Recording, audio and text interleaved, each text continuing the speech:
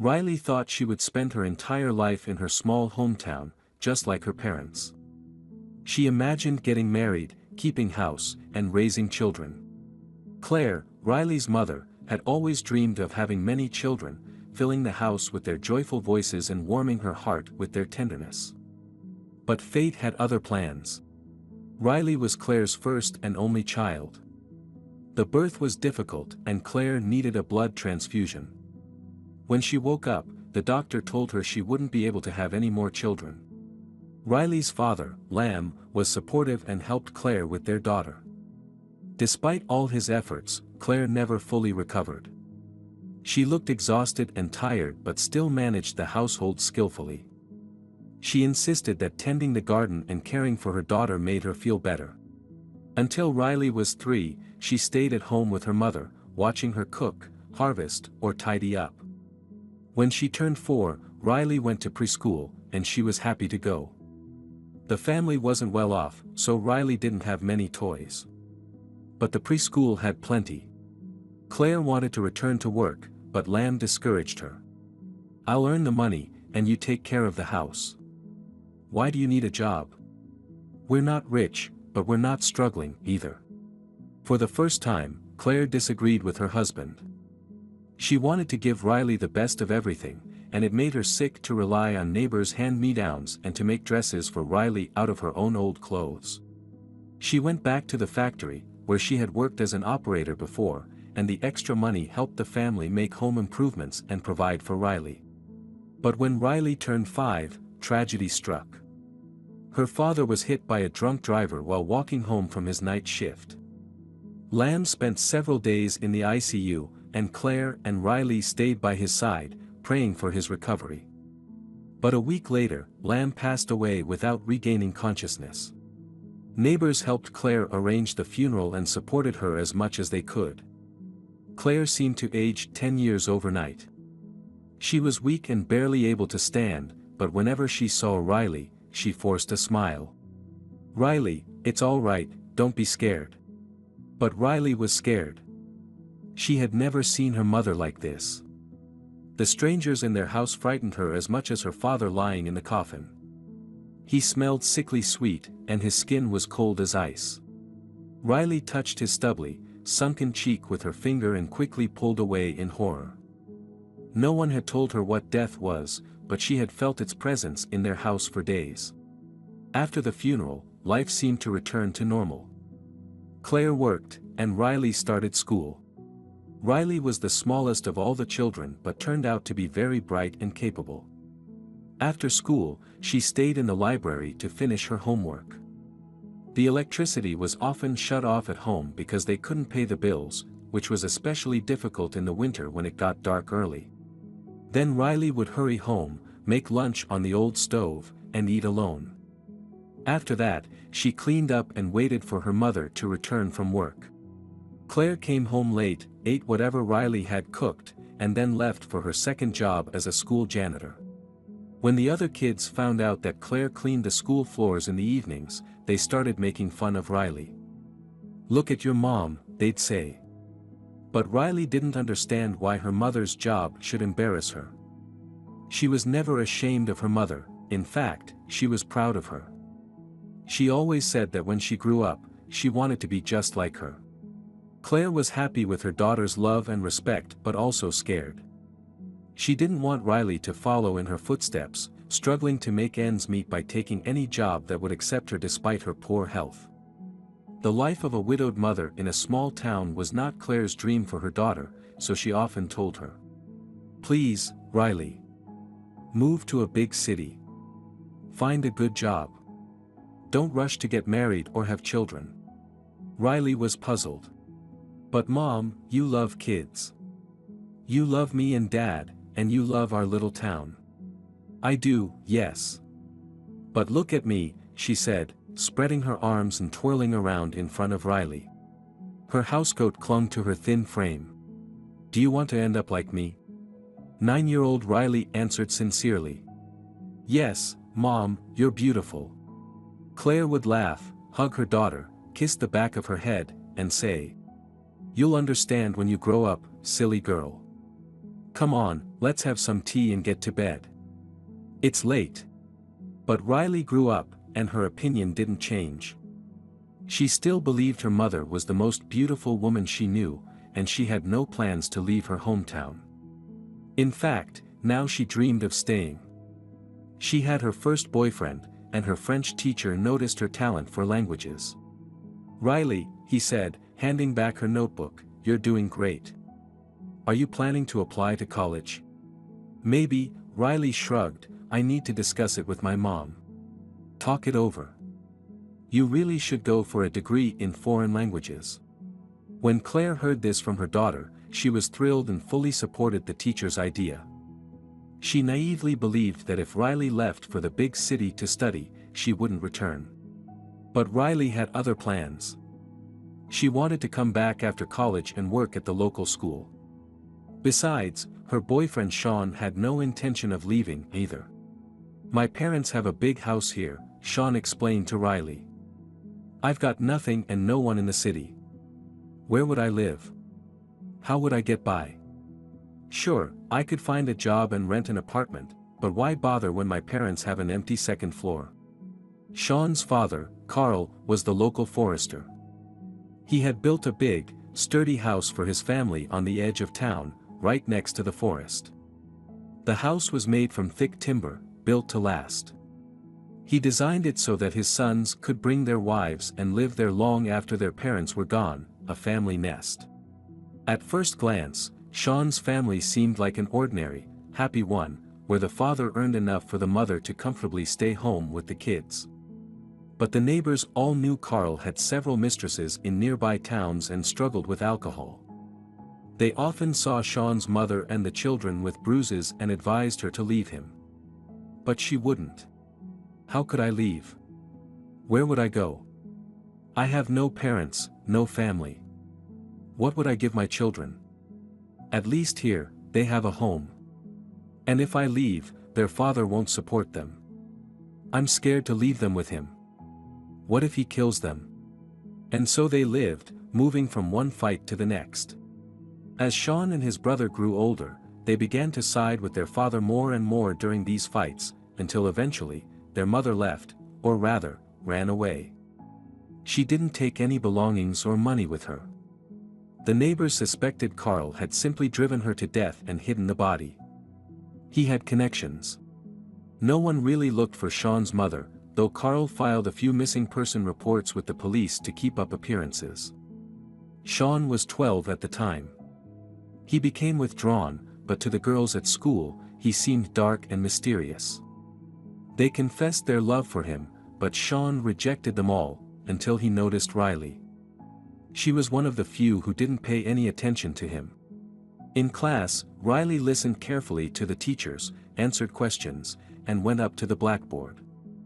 After school, she went straight to the library, and then hurried home. Sean started following her through the school hallways, watching her. Eventually, he approached her.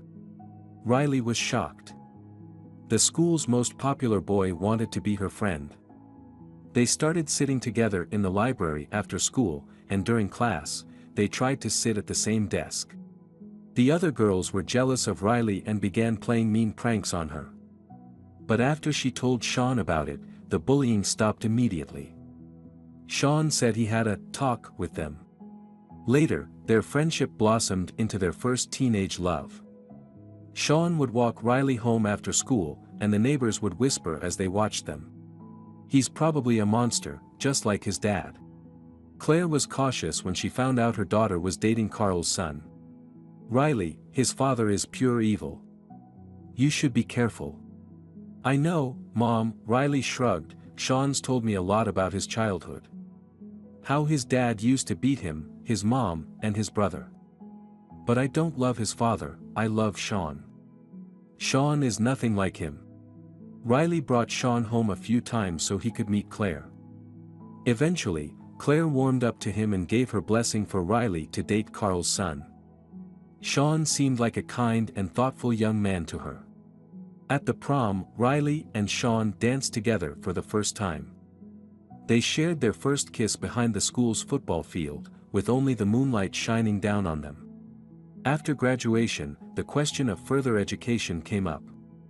Riley passed her exams with flying colors and was accepted into the university's foreign languages program, just as she had planned. She was set to move to the big city and live in a dormitory. Sean, however, failed his exams and had to stay in their small town. Riley wanted to give up her studies to stay with Sean, but his father found him a job with a friend.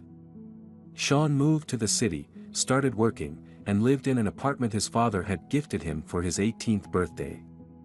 He invited Riley, now a student, to live with him, but she refused. She remembered her mother's advice, to find a good job first before starting a family. She was also afraid of getting pregnant if she lived with Sean. Riley visited her mother on weekends, but these visits became rare due to the long journey. Each time she came home, she was horrified to see how much her mother had aged. A year later, when Riley returned home for summer break with Sean, her mother suddenly fell ill and became bedridden. Within a week, her face became gaunt, her already sunken cheeks even more hollow. Riley realized her mother was dying. She looked just like her father did in the days before his death. Claire made her daughter promise she would never repeat her fate. "When I'm gone," Claire whispered through dry lips, "sell the house, bury me, and don't even think about coming back here. Go to the city, get yourself an apartment there. Don't worry about my grave. Good people will take care of it. Mama. Riley, promise me you'll leave." "I wanted to come back, live here, work at the school," Riley whispered, tears in her eyes. "Mama, what are you saying? How can I leave?" Claire looked at her daughter, disappointed. "You still don't get it? What school? You need to go to the city. To the city. Promise me." Riley gave her mother her word. Soon after, Claire passed away. After the funeral, Riley didn't sell the house. She cleaned it thoroughly, locked it up tight, and returned to college.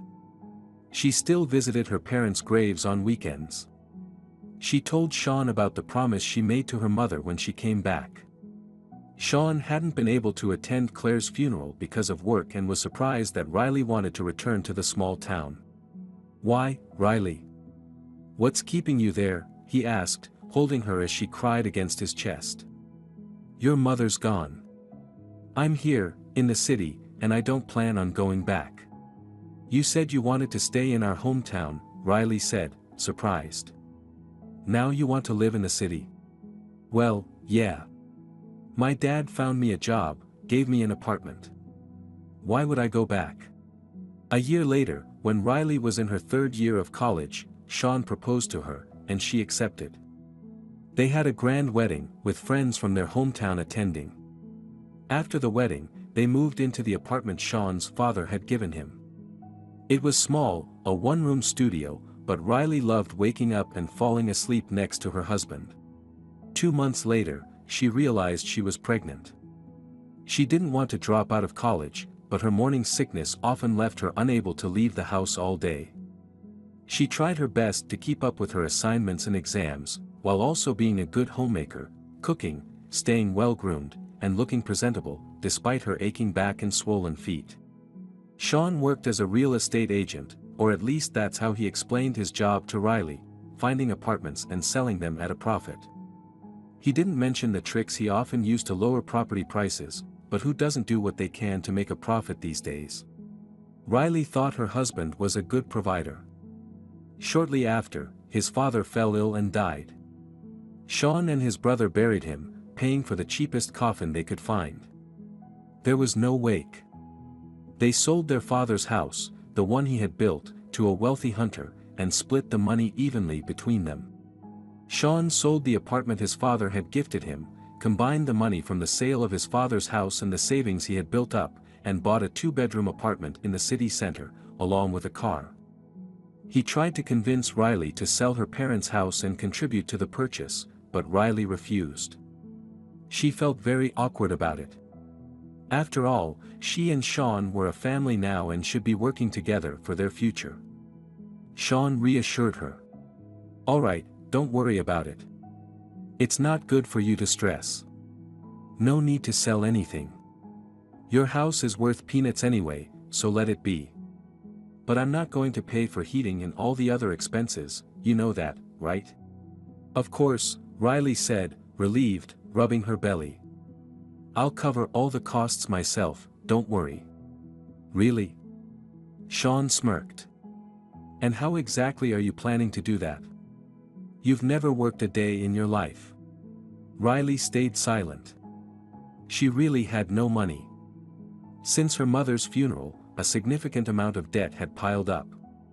She couldn't pay it off, but she also couldn't bring herself to sell the house, despite her mother's and Sean's encouragement.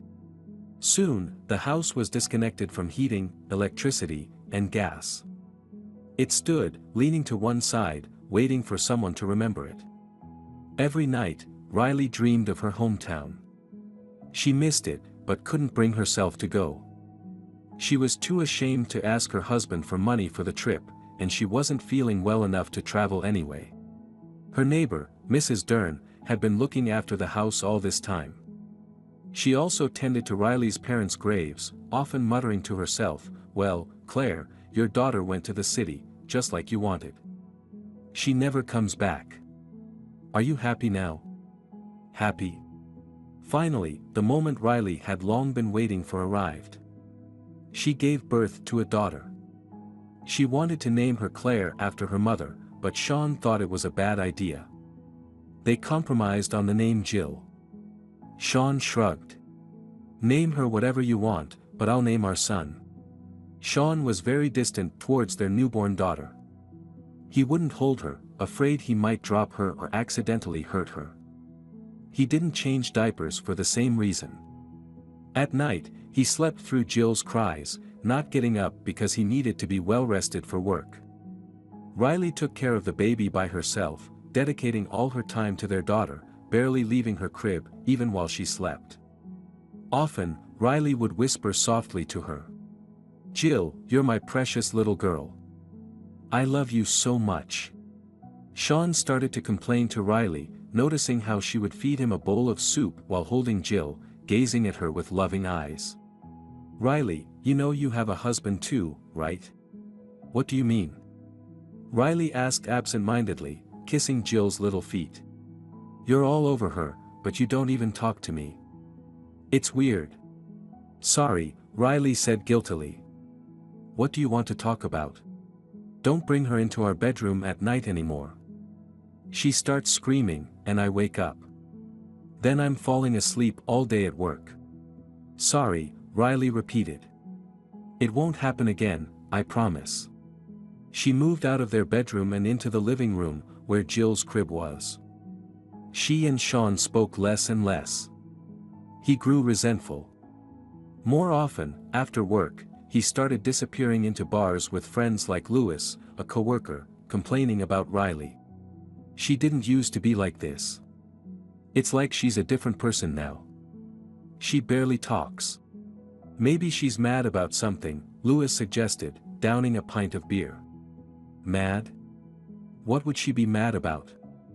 Sean shot back. "She doesn't work, stays home with the baby. And as soon as I get home, she starts nagging me, do this, do that. I'm tired. I want to come home to a warm welcome, for my wife to hug me, love me, feed me." Lewis grinned and chuckled. "And then put you to bed, right? So, how's that going for you?" "What do you mean?" "Oh, there's nothing going on." At first, Riley was recovering after giving birth, then she said she was too tired and just wanted to sleep, and now she's sleeping in a different room altogether. "That's why she's upset," concluded Lewis. Riley didn't like that her husband started coming home later than usual, smelling of alcohol and groping her. But she didn't dare argue, only gently asked. "Sean, could you drink a little less, please?" "There you go again, telling me what to do." Sean would grimace and then stagger off to snore on the bed. Riley would wait until he fell asleep, then carefully take off his shoes and clothes, cover him with a blanket, and in the morning, make him soup so he could recover and head to work after his night at the bar. This gradually became their routine. They started arguing more often. Sean accused her of not loving him anymore. He'd lie drunkenly at her feet, throwing plates at the wall, while Riley, hunched over, continued washing the dishes, ignoring his outbursts. Riley began sleeping poorly. She feared that one night Sean might lose his mind and try to harm her or their daughter. Especially since he'd often mention it when he was drunk. "I get why my dad used to hit my mom. You deserve it too, but I don't want to dirty my hands.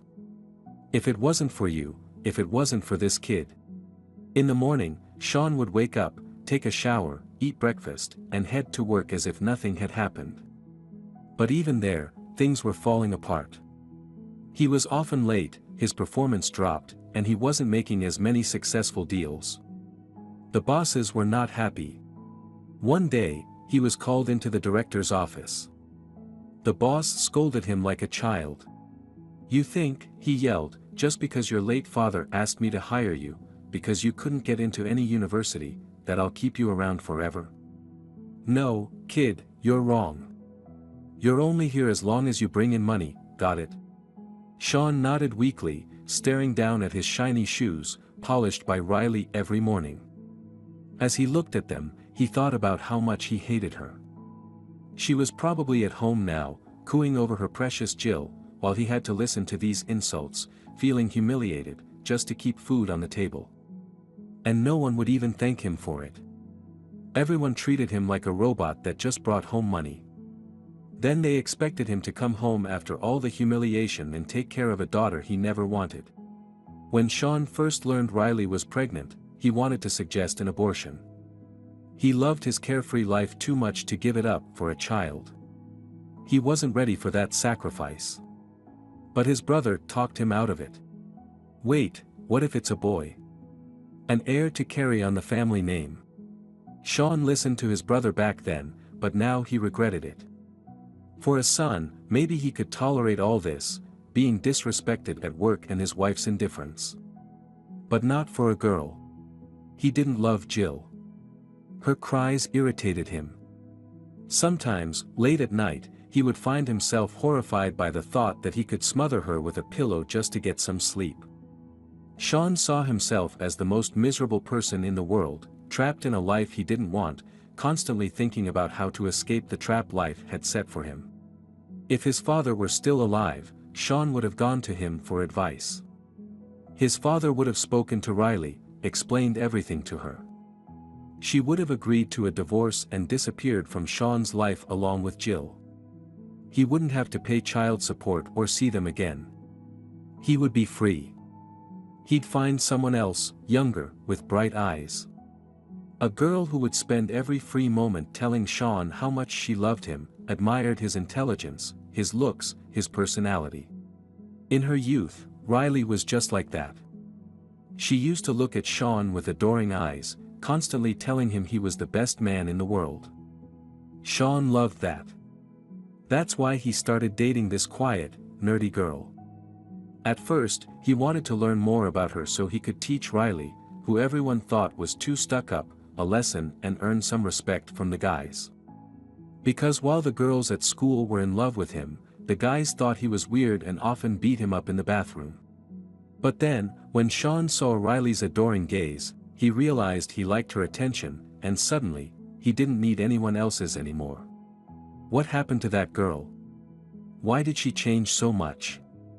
Doesn't she feel even a little guilty for getting pregnant and then giving birth to a girl?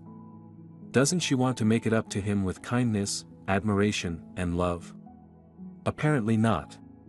Sean decided to get a mistress. He started making obvious hints to the single women at work, but they would just stare at him and scold him. "Sean, are you out of your mind? You've got a wife and a kid at home. Aren't you ashamed?" He didn't have any luck in the neighboring office either. So, Sean decided to try his luck gambling. Every morning, he would lock himself in his office and gamble away most of his paycheck. He'd come home with pennies and tell his wife, "I'll give you less for expenses because I'm saving for the future."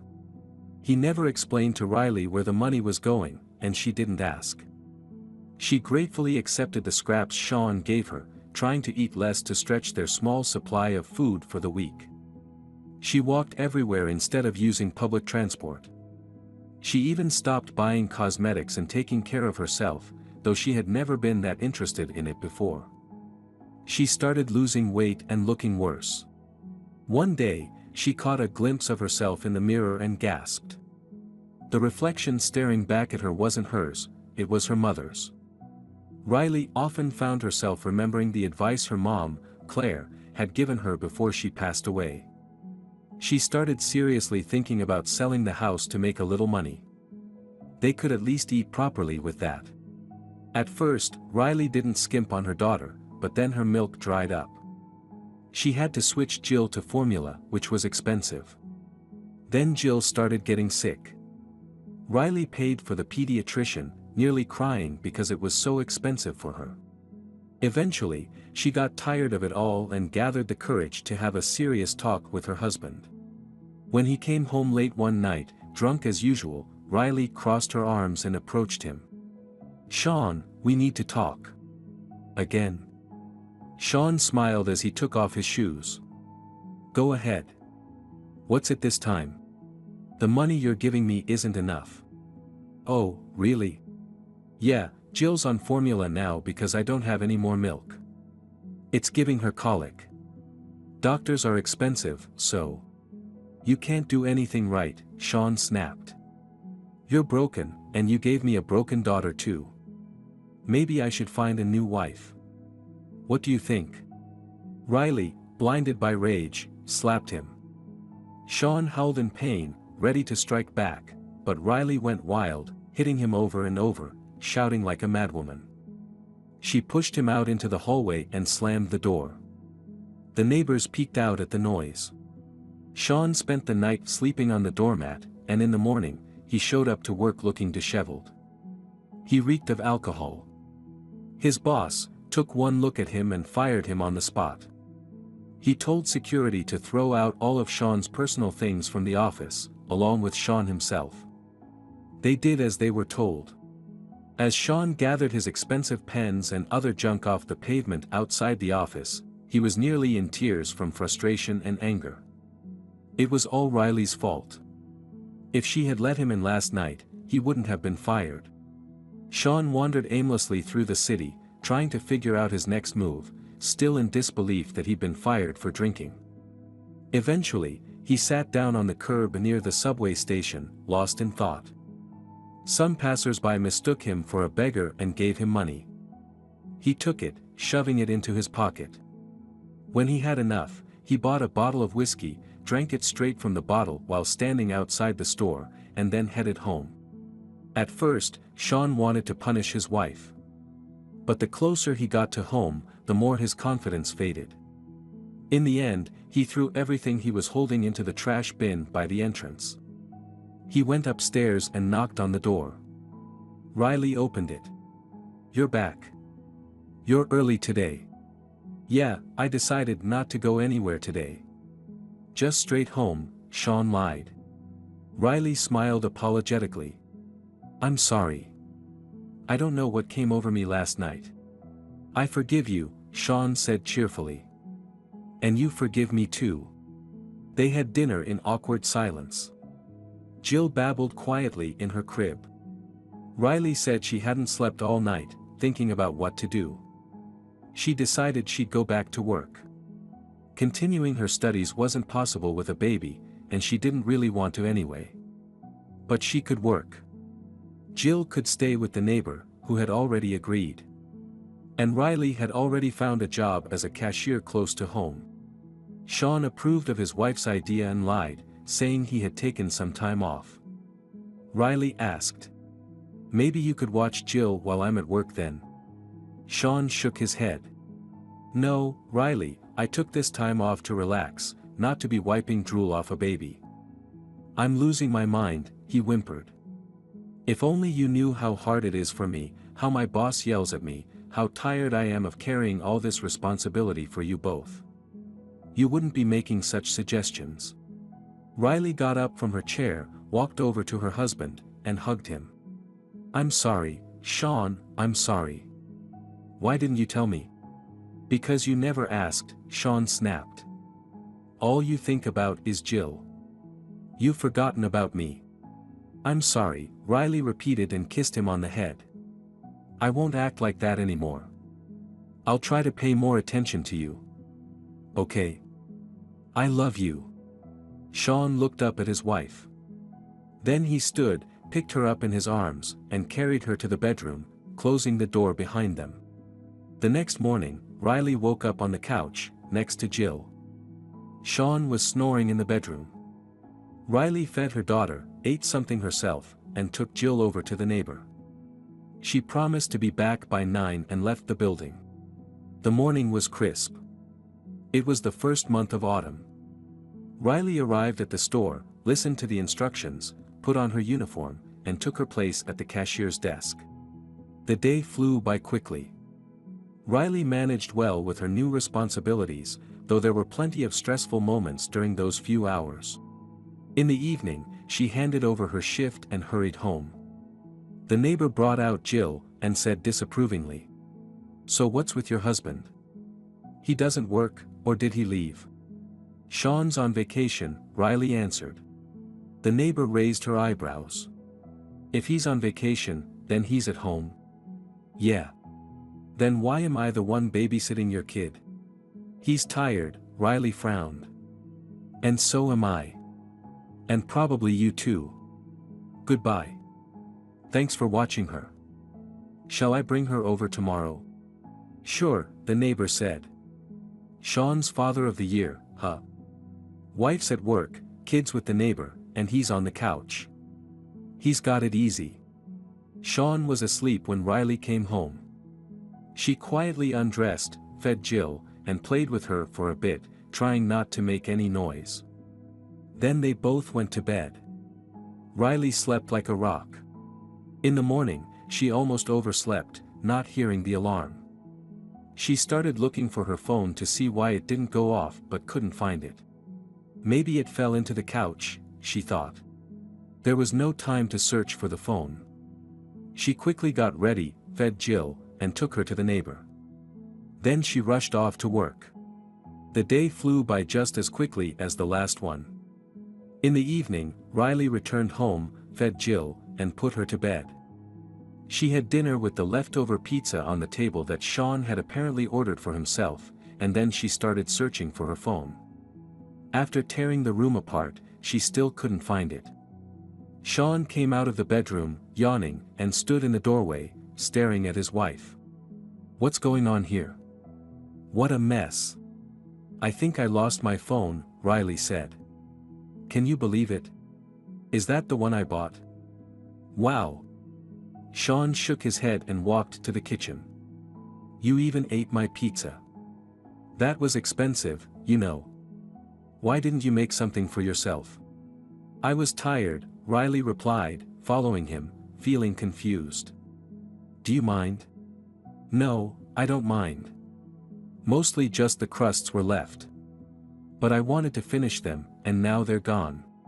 Something inside Riley bubbled up, making her anxious. She forced herself to calm down, afraid of a fight and a repeat of the recent scene. "Sorry, should I make something?" "You can," Sean said, opening the fridge. "How about pasta?" Looking at the stocked shelves of the fridge, Riley smiled. It had been a while since she'd seen them so full. "Did you buy all this?" she asked. Sean opened a can of beer and shrugged. "Yeah, we need to eat." Riley walked up to her husband, hugged him, and kissed him. She caught a strong whiff of hops from his breath. Sean let out a satisfied grunt and kissed her on the forehead. "Got something to say?" "Thank you," Riley smiled. "You're such a great guy for working hard for the family. I'll make sure to tell you that more often." They spent the night together again. In the morning, Riley slept in next to Jill. She got her ready and then rushed off to work. She worked 3 days and took 2 days off. With this routine and the early mornings, everything got jumbled in her head, dates, numbers, faces. All she knew was that in the morning she had to drop Jill off with the neighbor and then head to work, and in the evening, she'd pick her up, make dinner for Sean, and go to bed. Sean still wasn't working. He slept a lot, drank a lot of beer, and ordered food. He didn't leave the apartment to avoid running into the neighbors, he felt ashamed in front of them. A neighborhood teenager bought him beer for $1. Sean could afford this luxurious lifestyle despite being unemployed and in debt. He sold his wife's phone, which she had foolishly searched for all evening, and got a credit card. Sean continued to gamble, losing bets at an incredible pace. In a couple of weeks, he even had to sell his car. Holding stacks of cash from the sale that he hadn't mentioned to his wife, Sean smiled to himself. "Aren't I something?" he whispered. "That fool sits behind the register from morning till night, bringing home pennies. Meanwhile, I've built up this fortune in just a few days." Sean increasingly thought that his wife wasn't his equal, that she just didn't measure up to him. He began to consider looking for a more promising girlfriend. He kept these thoughts to himself, afraid to say them out loud in front of Riley. But at night, lying in bed listening to her put Jill to sleep, he found himself dreaming more and more about finding a wealthy bride. He remembered how his father had advised him against getting involved with Riley back in childhood and youth. "Her parents are nobodies. Sure, she likes you. But you need to be smarter, look for a girl with a dowry so you can live well after the wedding." How right his father had been. But what wealthy girl would look at him now? Unemployed and married. He needed to figure something out. Sean decided to start his own business with his leftover money. He bought a desk on a marketplace and ordered goods from China. He thought about how soon he could get rid of both his wife and daughter. For now, he kept them around for convenience, his wife to cook and clean for him, and his daughter just because. Sean's plan failed. The goods weren't selling and were just gathering dust in a storage unit he was paying a fortune for each month. Then disaster struck. One day, Riley stayed late at work. Their neighbor didn't wait for her to come home and knocked on Sean's door until he opened it. She handed him the baby and said, "Is this your daughter? Please watch her. I need to sleep." Sean took Jill with a displeased expression, closed the door, put her in the crib, and flopped onto the couch, turning on the TV. A soccer game was on. Jill watched patiently at first, but soon she started gnawing on the crib slats and crying. Sean shushed her. Jill got scared and cried harder. Frustrated, Sean groaned, got up, and picked her up, rocking her gently. But Jill only cried louder. Neighbors started banging on the walls. Then there was a knock at the door. It was the same neighbor who had watched Jill before. She burst into the apartment, snatched the baby from Sean's arms, and yelled at him. "What are you doing with her? Why is she crying like this?" "I'm not doing anything," Sean snapped. "She's just screaming for no reason, just like her mother." "Her diaper is full," the neighbor gasped. "You need to change her." "Where are the diapers?" "Bring them." "I don't know," Sean retorted. "In this mess, how would I find anything?" "You all can look for it, it's your problem." The neighbor didn't respond. She silently searched the apartment for the diapers while Jill whined in her arms. After not finding any, she turned to Sean, who had flopped back on the couch. "Looks like you're out of diapers. You need to buy some." "You need to buy them, so you go ahead," Sean smirked, staring at the screen. "I went through my entire childhood without diapers, and I survived." "She'll keep crying until you change her," the neighbor replied calmly, sitting Jill back in the crib. "And she needs to be fed, or she won't fall asleep." Seeing the neighbor about to leave, Sean jumped off the couch. "You're leaving? Just going to leave the baby alone?" "I'm not leaving her alone, I'm leaving her with her father," the neighbor waved dismissively. Sean gritted his teeth, looking at Jill with hatred. He was so fed up. Work was a mess, he wanted a break from problems, to watch soccer, but even that little escape wasn't possible because Riley, the fool, hadn't bought any diapers and was out late when she should have been home by now. Sean wanted to call his wife but couldn't since he had sold her phone with his own hands. He turned off the TV, threw on his jacket, and told his daughter, who was starting to whine at the sight of him leaving her alone. "Stay here and be quiet." Sean shut the door, hurried down the stairs, and went to the nearest supermarket where his wife worked. He was going to let her have it and find out where she was disappearing to at night. Riley wasn't at the supermarket. The cashier said she had left about 10 minutes ago. Sean bought the diapers with his credit card, grabbed a can of beer, and headed home. As he opened the door to his building, he heard frantic screams and winced. Great, today seemed determined to ruin his evening. As he climbed to his floor, Sean realized the screams were coming from his apartment. Riley was yelling. For a moment, he imagined a robber attacking her, choking her somewhere in the kitchen, and felt a rush of relief. Soon he would have one less problem. But then he realized Riley was screaming their daughter's name. "Jill! Jill! Open your eyes! Call an ambulance! Someone call an ambulance, I don't have a phone. Hurry! Jill!" A chill ran down Sean's spine. Like a thief, he slipped through the open door. He noticed the neighbor's door was also ajar. Inside, he saw her on the phone and Riley sitting on the floor near Jill's crib. Little Jill was lying on the floor, and a pool of blood had formed around her head. Sean swallowed nervously and wanted to sneak out just as quietly as he had come in, but Riley spotted him, her eyes flashing. She jumped up and stormed toward him. "How could you leave her alone? She fell because of you. Why did you leave her?" Sean felt a pang of guilt, but he quickly became indignant. What had he done wrong? He was the victim here. It was Riley's fault. She hadn't taken care of the diapers and had been missing while he dealt with a screaming baby. Sean marched toward his wife. "I'm to blame. I went out to get diapers because you, idiot, can't even buy them with your own money. You're just always disappearing. You lie about going to work. If you're working, where's your money? What kind of mother are you?" he yelled. "You dumped our kid on the neighbor and ran off. You can't do anything right. You're a terrible mother and a useless wife. Got it?" Riley's face twisted in pain. Tears burst from her eyes, and she collapsed on the floor, crying and gasping for air. Sean watched her with a twisted sense of satisfaction. The neighbor rushed to comfort Riley.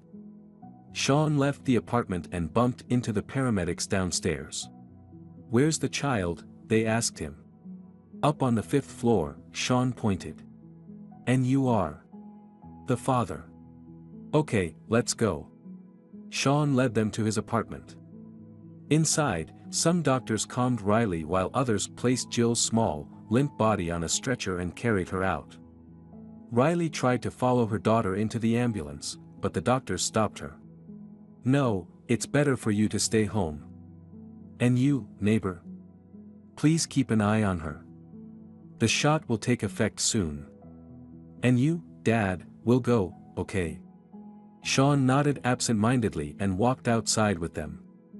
One of the neighbors grabbed his arm and asked, "Oh my God, Sean, we saw your daughter on the stretcher, covered in blood. What happened?" "She fell out of bed, her mother wasn't paying attention," Sean replied and sat next to Jill in the ambulance. The door slammed shut. He spent the entire night in the ICU. Jill was undergoing some kind of surgery. The doctors tried to explain things to him, but he was too angry to pay attention. What the hell was he doing here? He wanted to rest and sleep. But Riley was getting the rest while he sat on an uncomfortable bench, waiting for the surgery to end. The doctors patiently dealt with Sean not being able to remember his daughter's birthday or her blood type. They figured he was just a bit shaken up. But the truth was, Sean had never known that information. And he hadn't bothered to find out. Grumbling, he settled onto the bench and tried to sleep. He almost dozed off when the doors creaked open, and the surgeon came out, removing his mask. "Well, we're done. Jill will be with us for a little while. Good, Sean said, feeling relieved, anticipating a soon-to-come sleep in his bed without the annoying cries of his daughter.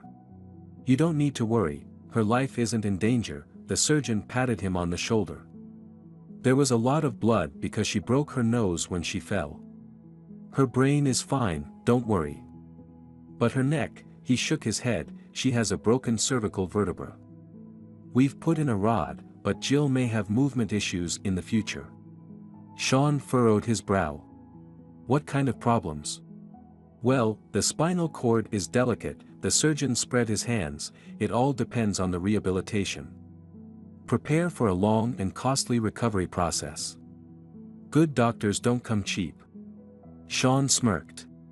So you can't treat her properly, but I'm the one who has to pay.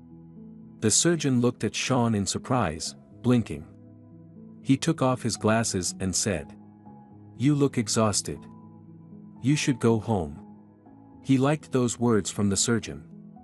Sean shook his hand, thanked him, and left the hospital. He took a taxi home.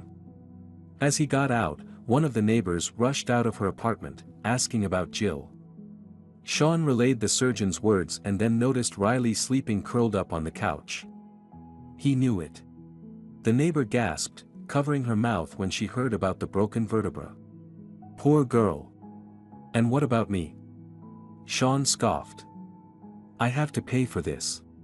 He ushered the shocked neighbor out the door and went to bed. He woke up the next morning to complete silence. Riley was gone. Sean figured she went to work like usual, but then he found a note on the fridge, "Sean, I'm at the hospital with Jill. I won't be home for a while." He smiled reading the note. Finally, everyone left him alone. Riley woke up early, had a glass of water, grabbed Jill's favorite toy, a stuffed elephant, and rushed to the hospital. The nurses greeted her with surprise. "Why is your child alone in the ward? What's going on?" Riley apologized, filled out all the paperwork that Sean hadn't done the day before, and watched through the glass as her daughter lay connected to various machines. Jill looked so small and vulnerable on that huge bed surrounded by medical equipment.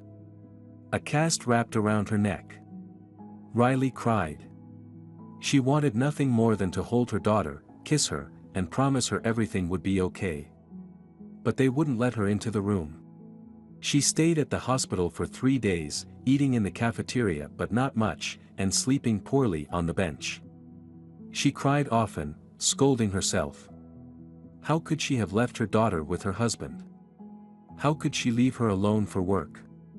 Riley prayed, asking God to take all her health away if it meant giving it back to her daughter. Those 3 days were pure torture for her. But then Jill woke up, started to whimper, and called for her mom. They moved her to intensive care, and Riley was allowed to go in and talk to her. For the next month and a half, Riley and Jill lived in that hospital room, sleeping in the same bed. They kept a close eye on Jill. The therapist noticed she had lost feeling in her lower limbs just 2 weeks after the surgery. But he rushed to reassure Riley. Maybe it'll be okay. Sadly, Jill was discharged with a disability. Riley applied for benefits for her daughter. All the money went toward rehabilitation.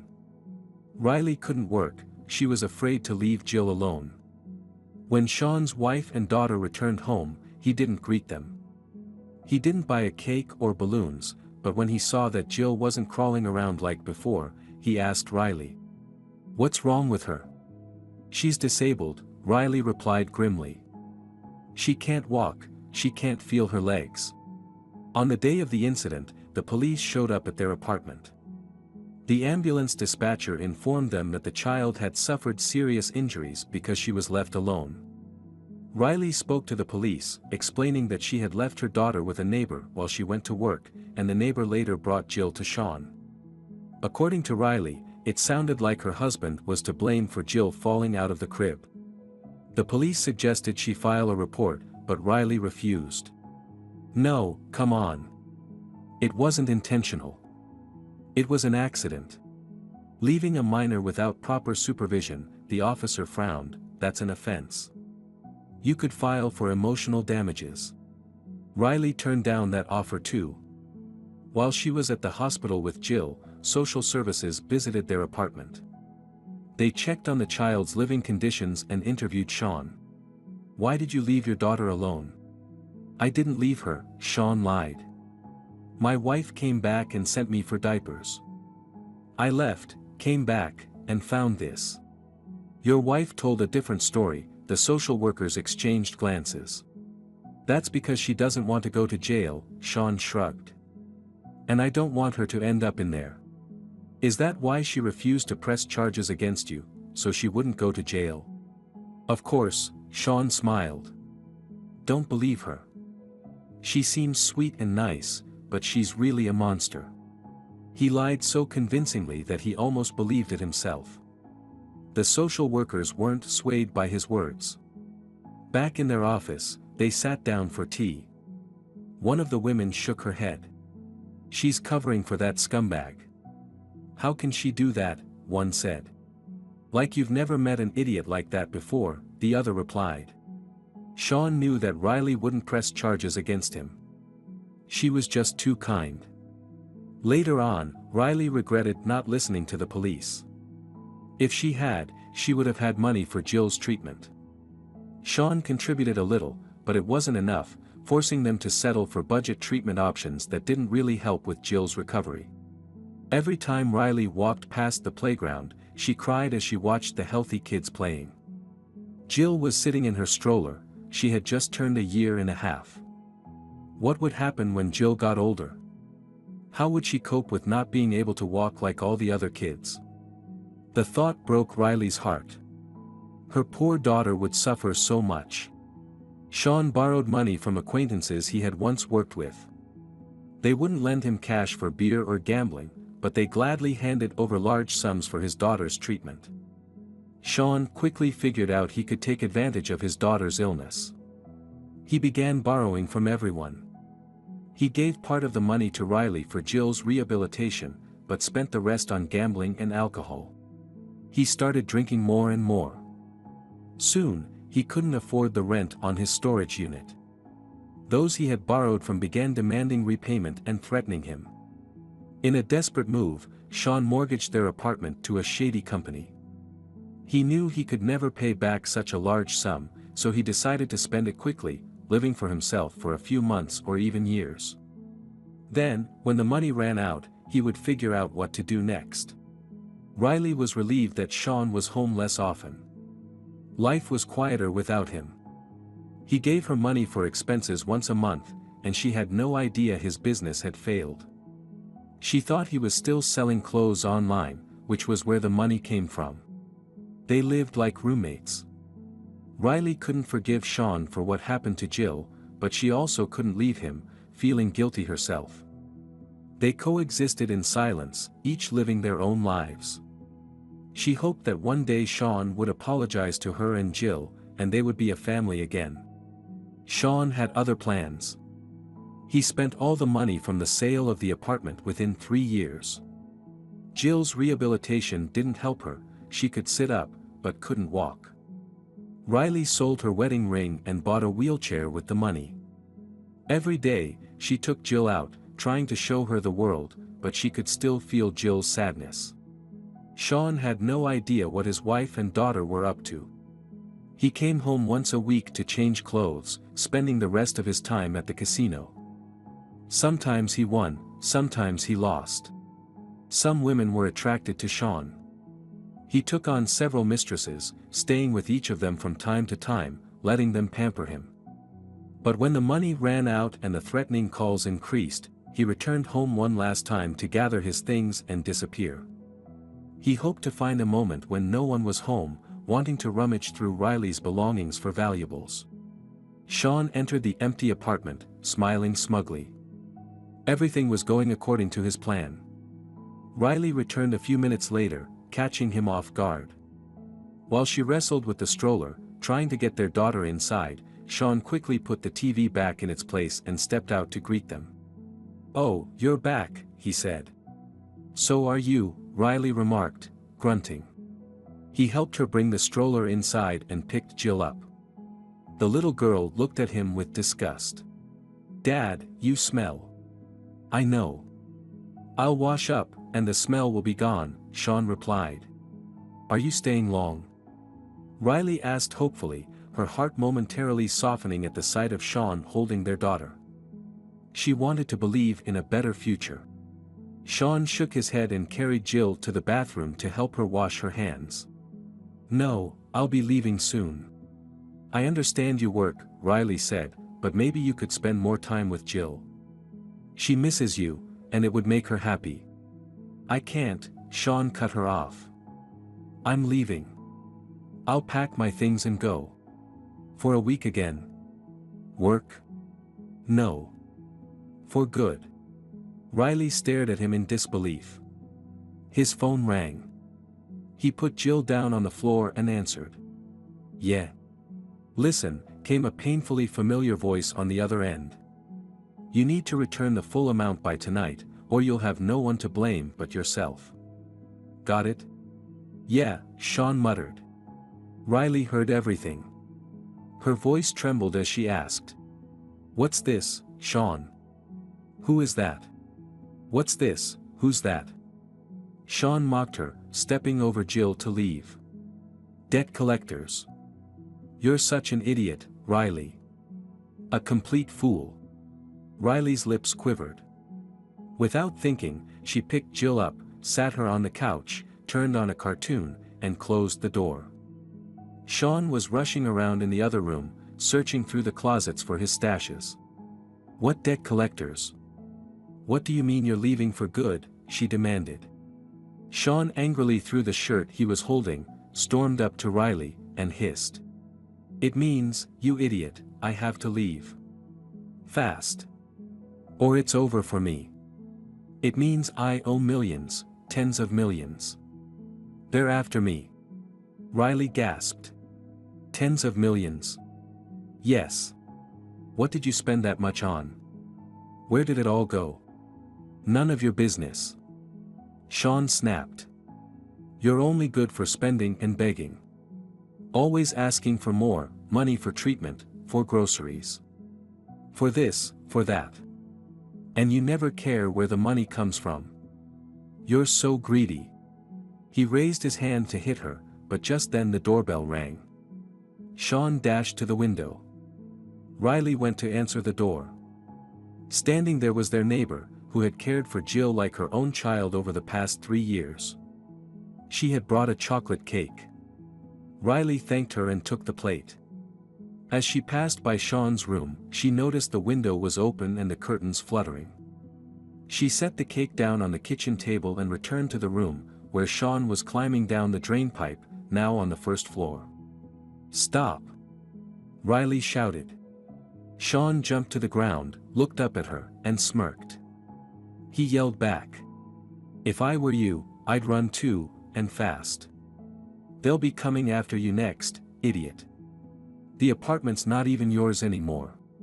He turned and quickly walked toward the bus stop. Riley shut the window and collapsed onto the floor, helpless. The apartment wasn't Sean's anymore. Debt collectors were coming for her. What on earth was happening? Would anyone explain this to her? She wanted to cry from the helplessness, but there were no tears left. They had dried up long ago when she realized Jill would never walk.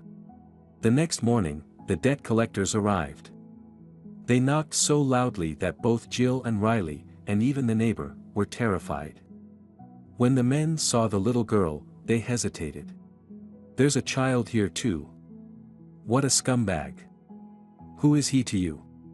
"He's my husband," Riley answered, holding a trembling Jill close. "You should divorce him, ma'am. Marital debts are split 50-50ths. Those words snapped Riley out of her shock. That same day, she filed for divorce. 3 months later, they were officially separated. Sean never showed up to any of the hearings.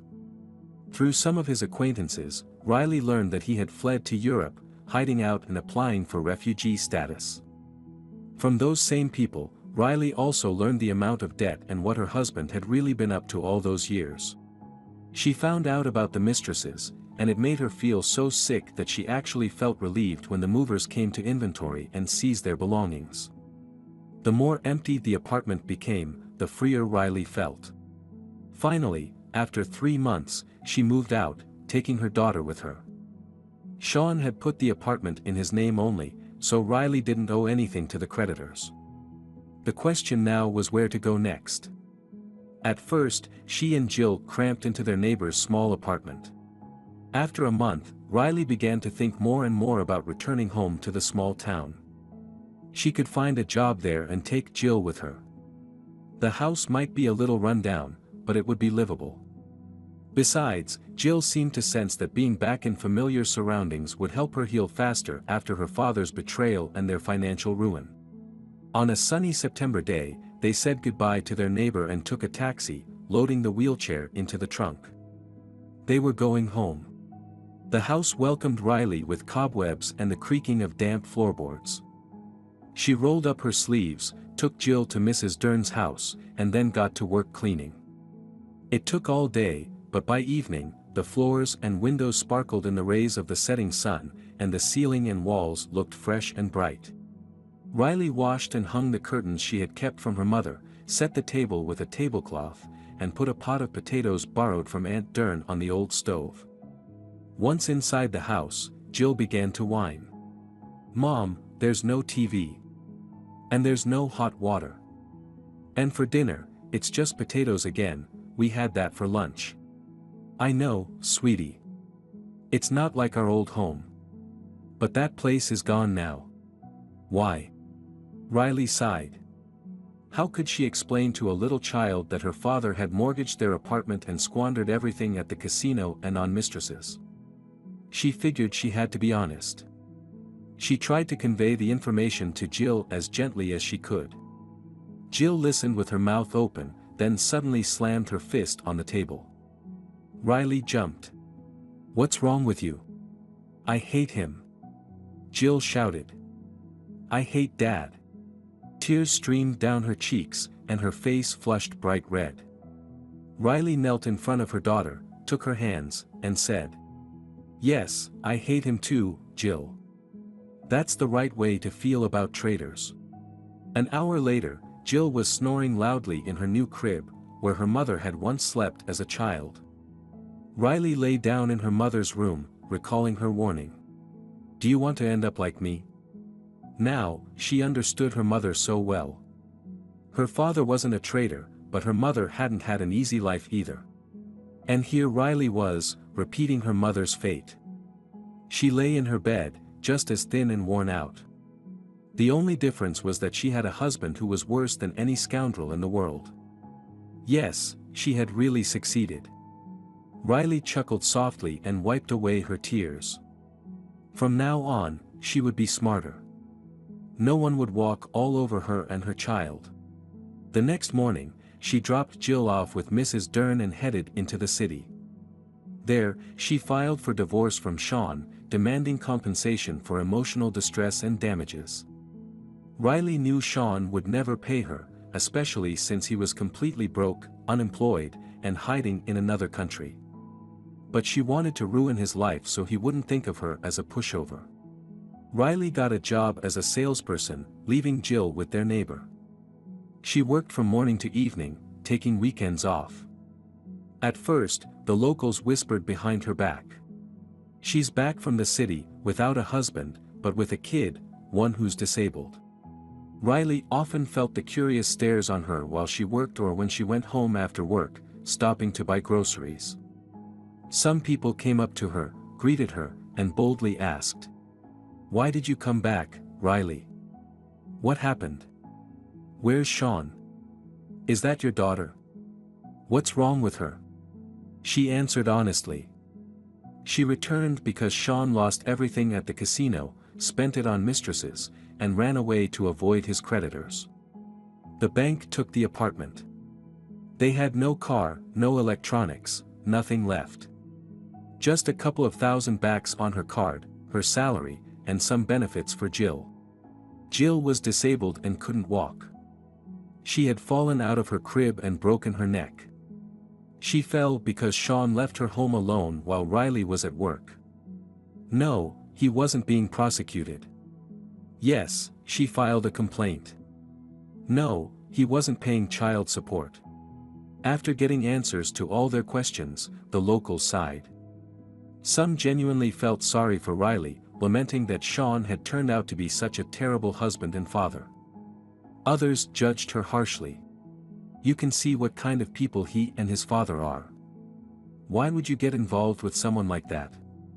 Did you fall for his money? Now look at the mess you're in. And your daughter is suffering too.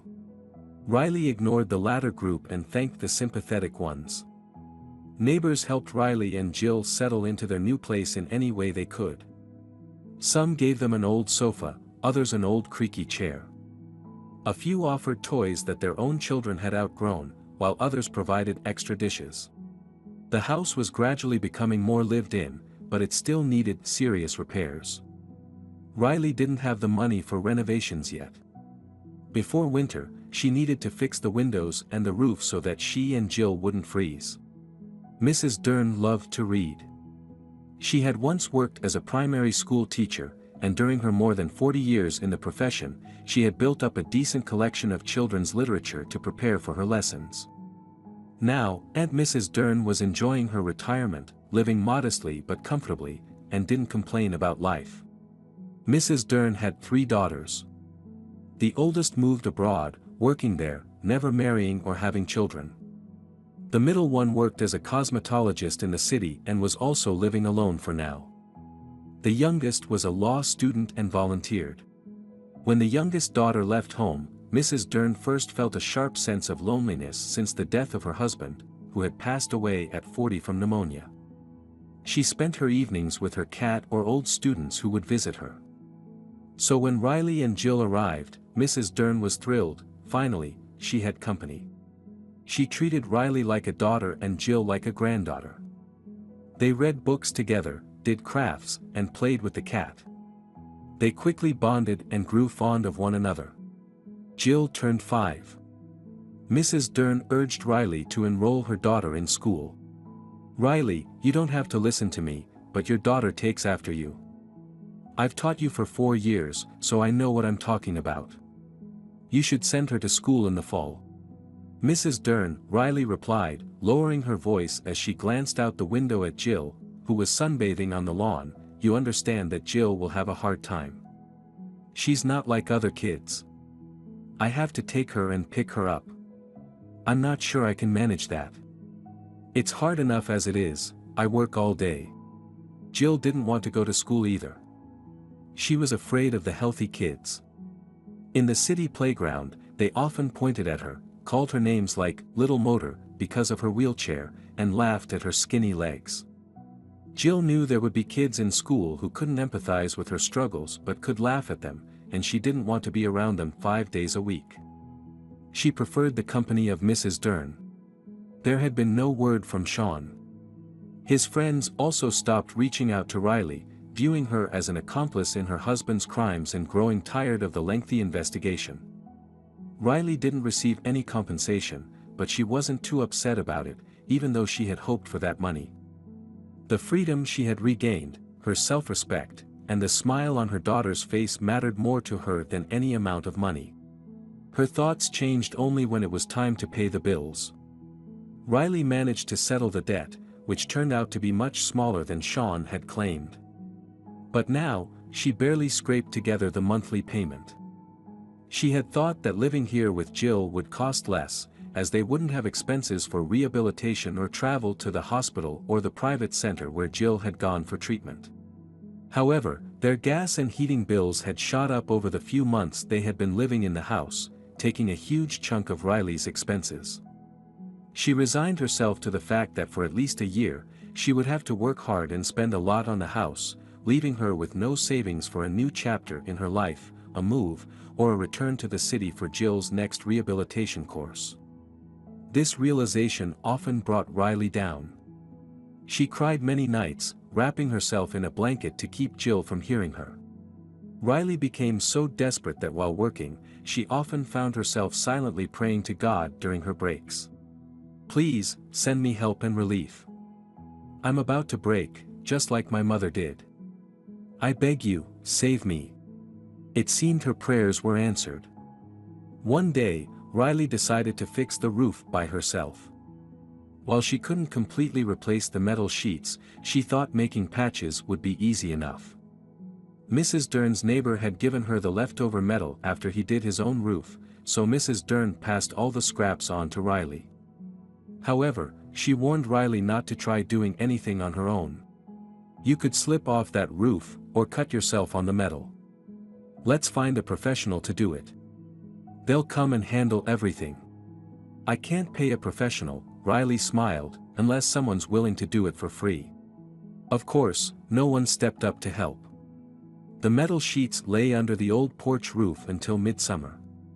Each time Riley left or entered the house, she caught sight of them. One weekend, her patience snapped.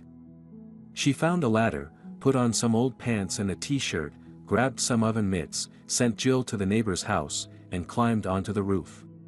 She spent the whole day up there but didn't accomplish much. She only managed to peel back the edges of the old sheets so she could slide the patches underneath the next day. After picking up Jill from the neighbors, she fed her dinner, and they both went to bed. Riley was awakened by her daughter's screams. "Mom!" Rain was pattering on the roof. A steady stream of water poured down on Jill right where Riley had lifted the metal sheets yesterday. Riley carried her daughter to her bed, wiped her head and face with a towel, and set a basin under the leak in the ceiling. Hearing a gurgling sound from the kitchen, she went to investigate and found more leaks there. Cursing, she placed bowls and pots under each hole, making it hard to navigate the kitchen without bumping into them. She threw on her mother's old hooded raincoat, grabbed the pot holders, and rushed outside. The ladder was still propped up against the roof from yesterday. Riley carefully climbed up, dragging the scraps of metal with her. She started pushing the sheets into the uncovered spots.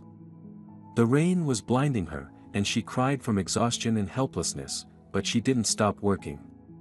She quickly nailed the sheets down. Mrs. Dern in the neighboring house woke up to the terrible noise.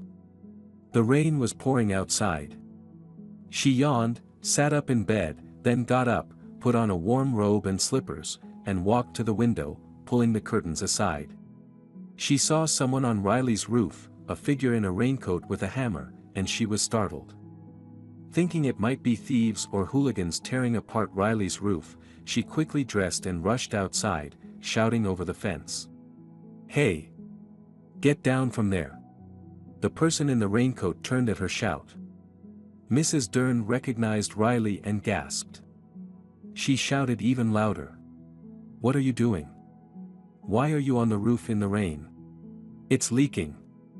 I want to cover the holes I made yesterday." Riley shouted back. "Oh, you silly girl." Mrs. Dern muttered under her breath. She stood there for a moment watching Riley before running to get help from the neighbors. They just shrugged in response. "What roof? It's pouring." Not finding any volunteers, Mrs. Dern thought about climbing up the ladder herself to at least bring Riley down. But then she heard Jill crying at home alone. "Mom! I need to go to the bathroom. Mom, where are you? Mom!" Mrs. Dern sighed and went back inside. She found Jill crawling across the floor toward the bathroom, knocking over bowls and pots that Riley had left out. They clattered and spilled water everywhere. Mrs. Dern picked Jill up and carried her to the bathroom. After leaving her there, she grabbed a mop and started cleaning up the mess in the kitchen, putting the pots back under the leaks. The leaks were fewer now, but the house was still flooding. Meanwhile, Riley hammered the metal on the roof, creating a loud and frightening racket. Mrs. Dern helped Jill get changed, then wheeled her over to her own house. Riley saw them from the roof and called out. "Where are you going?" "We're going to my place." "It's no place for a child in this damp," Mrs. Dern replied. They went inside Mrs. Dern's house. Riley cried, dropping her hammer. But then she quickly pulled herself together and got back to hammering nails. 3 hours later, she climbed down from the roof and returned home. The floor was covered in puddles, but the rain had stopped. No more torrents poured in from above. Only a single stream dripped onto a pot in the kitchen. Riley took off her raincoat and started to clean up the mess. She found an old towel and a bucket. An hour later, the puddles were gone. Exhausted, she sank onto the sofa to rest, but jumped up immediately. It was soaked through. Looking at the wet old couch that kind neighbors had given her, she suddenly burst out laughing hysterically. She went through the entire house and realized that it wasn't just the couch that was wet, all the furniture was damp. Riley opened all the windows to dry out the house, but it didn't help much. The air was heavy and filled with moisture from the rain. Riley laughed louder and louder until she suddenly choked up and started crying. What a failure she was. She had messed everything up with her own hands. She wanted to patch the roof, but instead, she had flooded the entire house. What was she supposed to do now? If the furniture didn't dry out, it would start to rot. She'd have to throw it away and look for new pieces. But she didn't have any money for furniture. She was barely scraping by, and her neighbors were unlikely to lend her another couch or bed. What if the roof or floor gave in? Riley lay down on the cold, uncomfortable floor. She didn't seem to care about that. She closed her tear-filled eyes and fell asleep. A few hours later, she was shaken awake by Mrs. Dern. "Riley, are you alive? Why are you lying here? Come on, let's go to my place. Get up. You can sleep with Jill, she's already asleep." Riley mumbled half-heartedly in reply. "I can't leave. The windows are open to let everything dry out. What if someone breaks in and steals something? No, I'm staying." Mrs. Dern frowned and felt her forehead. "You're burning up, you're sick. I knew it would end like this. Come on, let's go." Riley obediently got to her feet and followed her neighbor to her house. There, she was given hot tea with lemon, a thermometer, and sent to bed under 2 heavy blankets while Mrs. Dern settled in next to Jill. All night long, Riley tossed and turned in bed without making a sound. She had nightmares. In one, Sean returned from Europe and kidnapped Jill, demanding money from Riley for her return. In another, Jill climbed onto the roof and fell, with the sound of cracking bones echoing in her ears. In yet another, Riley was starting a fire in the flooded house to dry the floors and walls, but the house ended up burning down. The morning was foggy and gloomy, with a light drizzle. Riley woke up early, stirred by Mrs. Dern, who insisted she drink some warm milk. Her fever had broken, but her whole body ached. She felt a disgusting weakness. Mrs. Dern wouldn't let her get out of bed. She brought Riley warm socks and told her to stay cozy. Mrs. Dern took care of Jill, taking her outside to breathe some fresh air. Riley stayed with her neighbor for 5 days. On the 6th day, the sun finally peeked out. They returned to their house. The walls, furniture, and floors were dry, but the windowsills were still damp from the constant rain and wide-open windows. Riley cleaned up the house and made lunch. Jill shyly asked her mother, "You're not going to climb onto the roof again, right?" "No," Riley shook her head. Gradually, they almost forgot about the incident. But the neighbors still laughed at Riley, remembering how she nearly flooded her house and caused problems for Mrs. Dern. What a fool. For now, Riley had put all thoughts of repairs aside. One day, she was pulling weeds under the windows while Jill sat nearby in a stroller, petting a kitten on her lap. Riley glanced at her daughter from time to time, wiping sweat from her forehead and smiling. A relative calm had settled into their lives. A man walked down the road. Riley didn't know him, it was the first time she'd seen him. He greeted her, looking from her to Jill. Jill shrank back into the chair at the sight of the stranger. Riley noticed and said, "Do you need something?" "And you?" the man replied in a raspy voice. "I don't understand," Riley frowned. I see you're doing everything by yourself. Fixing the roof and pulling weeds. Maybe you need some help." "No, thanks," Riley said. "Maybe I can help after all. I need some cash. I'll pull the weeds for you, and you can pay me." Riley took off her gloves and looked at her calloused hands. She asked, "How much? How much will you give me?" She agreed. The man took off his jacket, hung it on the fence, and started pulling weeds. Riley handed him her gloves and sat down on the grass next to Jill, starting to tell her about ladybugs. The man worked quickly. Riley gave him some money. He accepted the cash and thanked her. The lawn next to Riley's house transformed. "Wouldn't it be nice to put a bench here?" Riley asked Jill. The man overheard her and offered, "I can build a bench too. Do you have any boards?" Riley shook her head. "No." Then an idea clicked in her mind. She looked at the man with curiosity. "Could you fix my roof?" "The roof?" He scratched his head. "Well, I guess I could. I'll need to see what's going on up there first." Riley sent him to Mrs. Dern for a ladder. He explained to her that he needed it to get on the roof. Mrs. Dern opened her shed and asked, "What's your name?" "Philip." "Philip, I haven't seen you around here before." "I just moved here recently," Philip smiled. He thanked Mrs. Dern for the ladder and went on his way. He spent an hour inspecting Riley's roof, hammering and trying to pull out the crooked nails she had hammered in during the rain. Then he came down with a verdict. "Well, it can be fixed. I'll need to remove the sheets, straighten them out, and cut out the rust. It'll take about a week, I think. I can start today. Is there any rain forecast for this week?" Riley asked cautiously. Philip laughed. "Yeah, I saw you bravely hammering away in the rain. I thought about coming out to help. Why didn't you?" "I didn't want to get in your way." Riley chuckled. "My name's Philip," he extended his hand. "Let's at least introduce ourselves since I'm going to be working on your roof." Riley shook his hand. "I'm Riley. Do you need anything else? I can lend you some gloves so you don't cut your hands.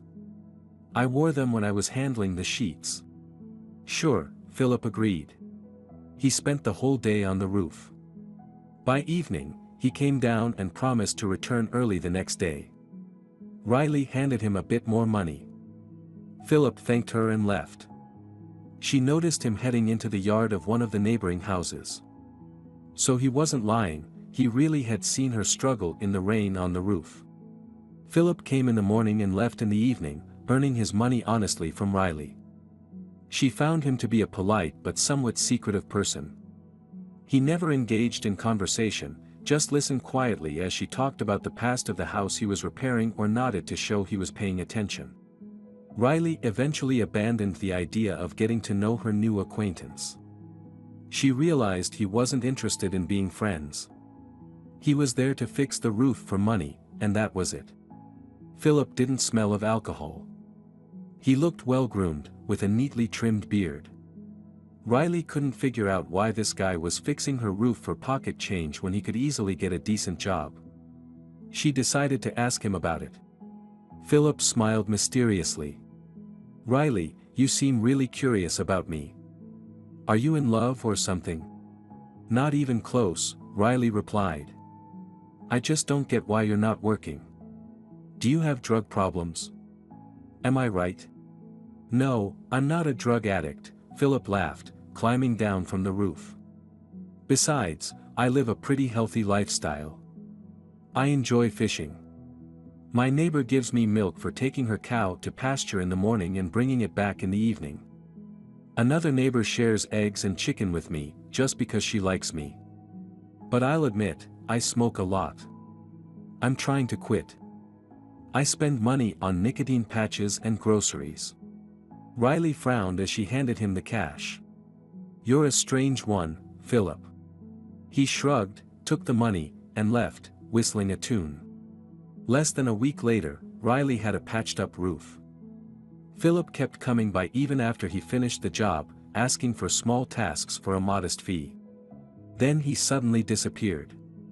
Riley thought to herself that she was right to suspect Philip was a drug addict. Apparently, he took the money and ran. But soon she noticed him hauling planks and beams from the neighboring yard. Mr. Woodley, their neighbor, watched the whole process from her gate. Riley approached him, greeted him, and asked, "So, Philip's working for you too?" "Yeah," Mr. Woodley smiled. "He's a good guy. I decided to give him some boards. He's fixing up his house, and I don't need that junk anymore." Philip greeted Riley and picked up another board, panting a little. "Mr. Woodley turned out to be more generous than you. I guess he likes me better." Mr. Woodley laughed, while Riley shot Philip an annoyed look. He was way too confident for an unemployed guy. She followed him. When she stepped into Philip's yard, she gasped. There was a flurry of activity. The yard was littered with sawdust and branches. "Oh, so he does have money. That explains everything," Riley thought. Mrs. Dern's voice floated in through the open window. "Riley, are you there? We're getting ready to have dinner with Jill." Riley said goodbye to Philip and stepped outside. Mrs. Dern stood by the gate, holding the chair Jill was sitting in. Riley kissed her daughter on the forehead and took her home. The neighbor walked alongside them, glancing back at the house where a disheveled Philip stood on the porch. "Who's that?" "The guy who did your roof." Riley nodded. "Strange," Mrs. Dern said, surprised. "Where did he come from?" "I asked everyone, and nobody knows him." In the evening, after dinner, Riley was putting her daughter to bed. She was telling her a story, gently stroking her hair. Jill was almost asleep when she suddenly asked, "Mom, is Philip coming tomorrow?" Riley frowned. "Philip? Have you two become friends?" "He's funny," Jill smiled. Riley tucked her in and whispered, "No, he has other things to do. Sleep now." That night, Riley had a nightmare. She'd had a similar one before, back when her ex-husband Sean would come back and take their daughter, demanding a ransom. But now, it wasn't Sean in the dream, it was her neighbor. Riley ran around his house, which was surrounded by a tall fence, and she could hear Jill calling out to her. "Mom, I'm here. Save me, Mommy." Philip stood on the roof, looking down at Riley, laughing. "That's a fair payment for my efforts." Riley woke up drenched in sweat. It was 6 in the morning. She drank a glass of cold water and decided not to go back to bed. Instead, she made pancakes for breakfast. An hour later, she heard Jill's voice. "Mom, I'm awake." Jill couldn't get into her chair on her own or go where she wanted to without help. In the mornings, Riley helped her daughter get out of bed, lifted her up, and at night, she tucked her back in. The rest of the time, Jill managed on her own, wheeling herself around the yard or even going over to visit a neighbor. When they had first moved, Riley made sure to make their new home as comfortable as possible for her daughter. She removed all the thresholds, built a ramp from old planks she found in the shed. Sometimes, when Jill's arms got tired, Riley would help her get around. Before, Jill managed without a wheelchair. She would crawl across the floor to reach her toys. Sean often scolded Riley for it.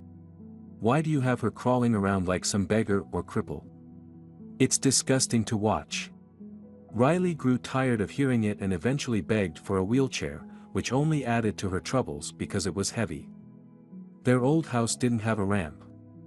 Every time, Riley had to sit Jill on the steps while she folded the chair and dragged it up. Fortunately, a boy from the 4th floor would sometimes help her. Afterward, Riley would go back down to carry her daughter up.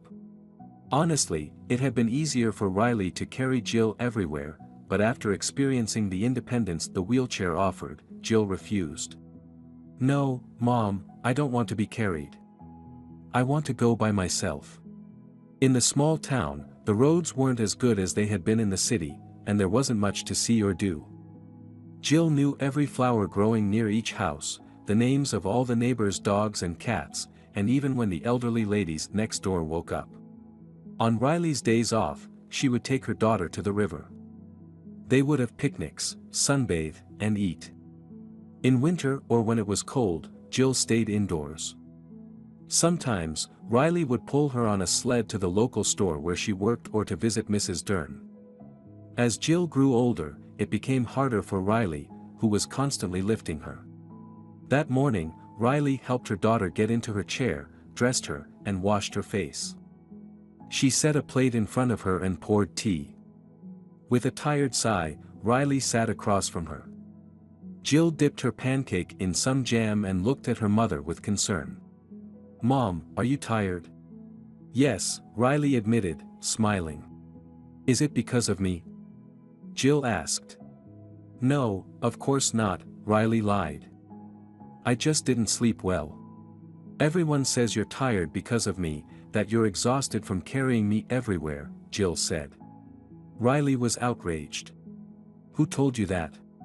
"The neighbors." "Not Mrs. Dern, the other ones, the mean ones. And Philip too." Riley's eyes flashed with anger. "Don't listen to them. You said it yourself, they're mean." All day at the register, Riley felt exhausted.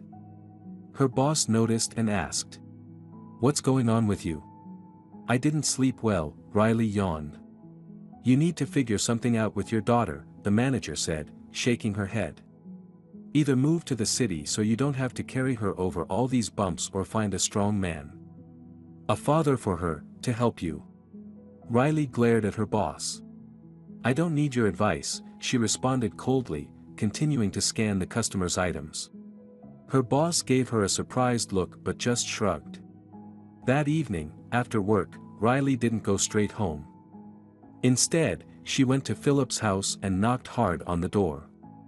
Philip came out. "Hello," he greeted her. "Hey," Riley's voice was sharp. "Why are you telling my daughter how hard things are for me? That I'm exhausted because of her?" Philip averted his gaze and quietly replied. "Well, it's the truth. And what do you know about how tired I am?" Riley snapped. "Why are you sticking your nose into my family business? If you say anything like that to Jill again, watch out. Are you going to hit me with a shovel?" Philip teased. "Yes," Riley shot back. "Got it," Philip said, raising his hands in surrender. "I understand. I'm sorry, I shouldn't have said anything." In the evening, after picking up her daughter from the neighbors, Riley brought Jill home. Jill noticed her mother was in a bad mood and asked cautiously, "Mom, are you angry?" "Yes, very. But not at you, at others." "At who?" "Oh, it's just work. Let's make something to eat. I'm hungry." After dinner, Jill fell asleep. Riley, however, lay awake, turning over the words of her boss and Philip in her mind. Yes, things were tough right now, both physically and emotionally. She knew well that Jill needed rehabilitation and that living in the city would be better for her. But they needed money for rent and the rehab course, money Riley didn't have. What little savings she had would last only a month, then what? The idea of selling the house had been on her mind for a while. She wouldn't get much from it, certainly not enough to buy an apartment. But it could be enough to rent a place and at least start moving toward a new life. Riley felt like she hadn't moved forward all year. She worked, cooked, spent time with Jill, but did nothing to truly help her daughter's recovery. The thought that Jill might never walk again terrified Riley. And that's why every suggestion about making her life easier hit her hard. There was only one way to improve things: get Jill walking again. There was no other option. Pushing thoughts of selling the house aside until morning, Riley eventually fell asleep, only to be awakened by a tapping at her bedroom window. It was Saturday, her day off, and after a sleepless night, she had hoped to catch up on rest. Annoyed, she moved the curtain aside and saw Philip standing outside, holding a cake and offering an apologetic smile. With a heavy sigh, she went to open the door. He was already at the front step. "Can I come in?" he asked. "What for?" "I wanted to apologize and talk." Riley stepped aside, letting him in. They quietly moved to the kitchen so as not to wake Jill. As Riley set the kettle on, Philip sat down at the table. "I'm sorry, Riley. I spoke without thinking. It won't happen again." "Yeah, I hope not," Riley muttered, sitting across from him. "It must be hard hearing the truth. You already know everything yourself." "Of course," Riley snapped, her eyes flashing, "it's hard. That's obvious. And I'm doing everything I can to make it easier. But no one seems to notice. People tell me to find a man, or even worse, to give my child up to an orphanage and live for myself. And for some reason, they say these things to Jill. She's just a kid. She's innocent. What is wrong with people?" "I'm shocked." Philip listened. They drank their tea, made peace, and he left. As Philip was leaving, he bumped into Mrs. Dern at the gate. She greeted Philip and then looked questioningly at Riley, who was standing on the porch. "What was he here for?" Mrs. Dern asked. "Oh, nothing," Riley waved dismissively. "Come on, let's have some tea. I've got cake." As they finished their tea, Mrs. Dern watched Riley quietly cook porridge for Jill, careful not to make noise. Then, suddenly, she said, "Riley, if you're thinking of starting a romance with that bearded man, don't you dare. You hear me? He's a bad person. All the neighbors think so. Mark my words." Riley frowned, stirring the pot. "Has he done something? Who knows what's going on in his head?" Mrs. Dern said. It turned out that no one in town really knew Philip. His neighbor, Mr. Woodley, saw him arrive early one morning a year ago and then not leave the house for several days. When he finally did come out, Philip wandered around town a bit and then disappeared again. Soon, Mr. Woodley noticed Philip taking things out of his house and thought he was selling his belongings to buy alcohol or drugs. He did look a bit sickly. But it turned out Philip was just throwing away old junk to start renovations. Mr. Woodley and Philip eventually became friends. They mowed their lawns together and played cards in the evenings. Mr. Woodley even started giving Philip some materials and tools he didn't need anymore. One day, Mr. Woodley's wife asked what Philip did for a living and where he'd come from. Mr. Woodley shrugged and realized he didn't know. Despite months of friendship, he had no idea of Philip's last name, his job, or why he had moved to their town. His wife didn't like that. She decided to ask around, but none of the other neighbors knew anything about Philip either. So she went straight to him and started asking questions. Philip threw her out, saying he didn't owe anyone any explanations, and he wasn't under interrogation. Other neighbors tried to talk to him too, but they also got nowhere. "He's clearly hiding something," Mrs. Dern whispered. "Wouldn't you love to know what?" After Mrs. Dern left, Riley sat in deep thought. She had considered Philip strange herself. But then he had helped her, apologized, and she had changed her opinion of him. Years ago, her mother had warned her that Sean was a bad man and that she shouldn't marry him. Riley hadn't listened, and look where that led. She wasn't going to make that mistake again. Jill woke up and called for her mother. Riley helped her daughter get dressed, washed her, and brought her to the table. Seeing the cake, Jill smiled excitedly. "Oh, are we celebrating something today?" "No, but go ahead and eat," her mother said, placing a slice on her plate. "Where are we going today?" Jill asked. "We could go down to the river before it rains again. Can we visit Philip?" Jill asked, her voice hopeful. Riley frowned. "Jill, do you know anything about Philip? Has he told you anything?" She shook her head. "No, why?" Riley stood up and kissed her daughter on the head. Later, they went to the river and then returned home to do the exercises Jill had learned at the rehabilitation center. She grimaced in pain from her stiff back muscles, pleading with her mother. It hurts. Can we take a break? Don't be lazy, Jill, Riley scolded. Come on, just one more time. Get up. That evening, after a bath, they lay in bed watching an old movie on TV. Mrs. Dern dropped by with an apple pie. The next day, Riley took her daughter out for another walk. The neighbors were gossiping as usual, watching them pass by with Jill in her wheelchair. Philip came out of his house and waved at them. Hello. Out for a walk. Want to come over for a visit? Jill waved back, but Riley quietly urged her. Jill, stop it. We're not going to Philip's, are we? Jill asked. No. We don't have time. Riley smiled politely at Philip and kept walking. He looked puzzled as he watched them go. Suddenly, footsteps rushed up behind them. It was Philip catching up. He sat down on a nearby log, watching Jill, who was a few feet away tossing stones into the water. He asked quietly. Are you mad at me? No, Riley shrugged. Then why are you avoiding me? I don't know anything about you. Why would I go visit a stranger? Riley said flatly. Philip chuckled. Everyone in this town seems to want to know my whole life story. Riley turned to him, meeting his eyes. Why did you move here? Philip scratched his head. That's a long story. I'm not in a hurry. A friend offered me a place to stay. In exchange, I've been fixing up the house. I like working with my hands.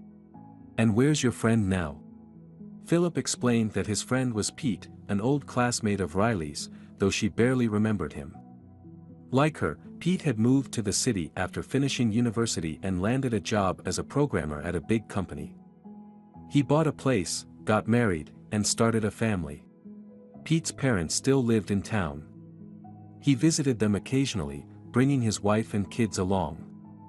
After Pete's father passed away, his mother couldn't bear the loss and followed soon after. Pete buried both of them in the span of a year. He would visit their graves once a year, bringing his family with him. The house would come alive with laughter and the sounds of children during those visits. But after they left, the house would fall silent and empty. No one tended the garden, and it grew over with weeds, which were taller than Philip when he first arrived. Pete had no intention of selling the house. It held too many memories for him. But he also couldn't afford to maintain it. So, the house stood abandoned for most of the year until Philip moved in. One day, Philip came to the house with Pete, who asked him to help fix the roof. Philip agreed. When he saw the house, he was amazed. The old carved window frames were still intact, and a wooden weather vane adorned the roof. The place had the charm of an old mansion, if not for the chaos surrounding it. After finishing the roof, Philip jokingly remarked that if he lived there, he'd have the place fixed up in no time. They laughed, had some tea, and drove back to the city. A few months later, Pete offered Philip the chance to stay in the house and fix it up. Philip accepted, and he'd been living there for a year now. In that time, he had made significant progress, replacing the floors, walls, and ceilings in 2 rooms, and cleaning up the yard. But there was still a lot left to do. Philip mentioned he wanted to restore an old wrought iron bed with a spring mattress, along with other pieces of furniture. Riley smiled. That's all really interesting. Thanks for sharing, but I still don't get one thing. What's that? Why did you move here? Philip laughed. Well, there you go, we've come full circle, right back to where we started half an hour ago. Mama, I'm cold, Jill called out. Riley started to get up to bring her daughter over, but Philip gently stopped her. Stay here, he said. He lifted Jill in her chair and brought her closer to the log where Riley was sitting, away from the water. Riley thanked him and said, Well, if you've got nothing more to add, I think we'll head out. It's getting chilly, and I have work tomorrow. Jill, let's go. They walked away from the river. In the morning, Riley went to work, leaving Jill with Mrs. Dern. When her boss saw her, she approached while there were no customers and asked if Riley was planning to send her daughter to school since fall was coming soon. Riley replied that Jill would stay home for another year. Her boss then said, "So, you'll be able to work weekends if needed? Double pay. But we're closed on weekends." "Not anymore," her boss said happily. That evening, Riley informed her neighbor that she would now be working weekends as well. This would help her save money faster, move to the city, and start rehabilitation for Jill. Mrs. Dern nodded understandingly. "All right, Riley, but I'm not sure if I can watch Jill." "Why not?" Riley asked, suddenly worried. "Are you feeling unwell? Is Jill misbehaving?" "No, Jill is a sweetheart," the neighbor smiled. "But my legs have been aching lately. I can't be on my feet for too long. I don't know what to do. Maybe we can just let Jill play in the yard while I watch her from the window." That night, Riley lay in bed, thinking about what to do. Should she refuse the weekend work or accept it? Who would watch Jill while she was at work? Maybe it was time to send her to school. There, Jill would be looked after, and Mrs. Dern could rest. Yes, it would mean waking up earlier to get through the muddy autumn roads, but they'd manage, somehow. The thought of pushing Jill's wheelchair through the rough terrain and then cleaning the wheels so she could move around at school made Riley sigh deeply. Life was already so hard, yet it seemed like more challenges kept piling up, even though she had asked God to ease her burdens. In the morning, Jill asked her mom why she looked so sad. Riley gave her a tired smile, remembering the sleepless night. "Mrs. Dern isn't feeling well. It's hard for her to take care of you now. I'm trying to figure out who can watch you. Maybe it's time for you to start school. They have after-school care. I could drop you off in the morning and pick you up in the evening. What do you think?" Jill looked at her mother with fear in her eyes. "No, I don't want to go to school." Riley put her head in her hands and sighed. "Jill, I don't have anyone to leave you with. You'll have to go to school." "I'm not going. They'll all laugh at me, point fingers, make fun of me, and call me names." "They won't, Jill. They already do. When I'm outside, the kids come up to the fence and make faces. They call me defective, a freak. I don't want to go to school." She began to tremble, covering her face with her hands and crying. Riley sat there, staring blankly at her crying daughter in the wheelchair. She looked so fragile. What was she thinking? Jill was right. Dealing with the parents of bullies and other idiots who hurt her daughter was more than Riley could handle right now. But if it meant getting back to the city sooner, she'd face it. She got up, hugged Jill, and wiped the tears from her face. "Come on," Riley said firmly. "Do you know who's been bothering you? We'll talk to their parents." "I don't want to," Jill said, frightened. "I'm scared. Then I'll go by myself, and they won't like it." "Now, tell me who." Between sobs, Jill listed the names of the boys and girls who had bullied her over the past year. Riley got dressed, turned on some cartoons for Jill, and asked her, "Can you stay here by yourself? You won't be scared?" "I'll be back in an hour." Jill shook her head. Riley went around to all the bullies' houses. She didn't speak to the kids, of course, but to their parents. Some got angry at their children when they learned they had been bullying Jill, scolding them right in front of Riley. But most just shrugged. "Well, what did you expect, bringing your daughter here? Sorry, but you and that wheelchair, bouncing over the hills and potholes, look ridiculous." Of course, the kids laugh. "Your daughter doesn't belong here. Go back to the city. It'll be better for both of you." Riley returned home, stunned by the attitudes of these so-called adults toward Jill. They only appeared grown up on the outside, but deep down, they were still like children, ready to hurt a cat or dog just for fun. When she came back, Jill asked her, "What did they say?" "They won't hurt you anymore. Don't worry. They're all going to be punished." But I'm still not going to school, Jill warned.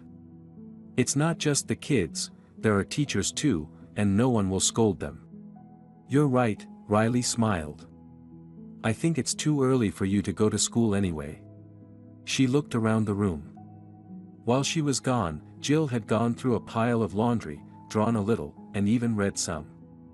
Riley suggested. Hey, Jill, do you think you can stay home by yourself, like you did today? I can, Jill nodded. I liked it. It was quiet, and no one bothered me. The next day, Riley went to work, leaving Jill at home. Jill waved to her from the window and then got busy with her important tasks.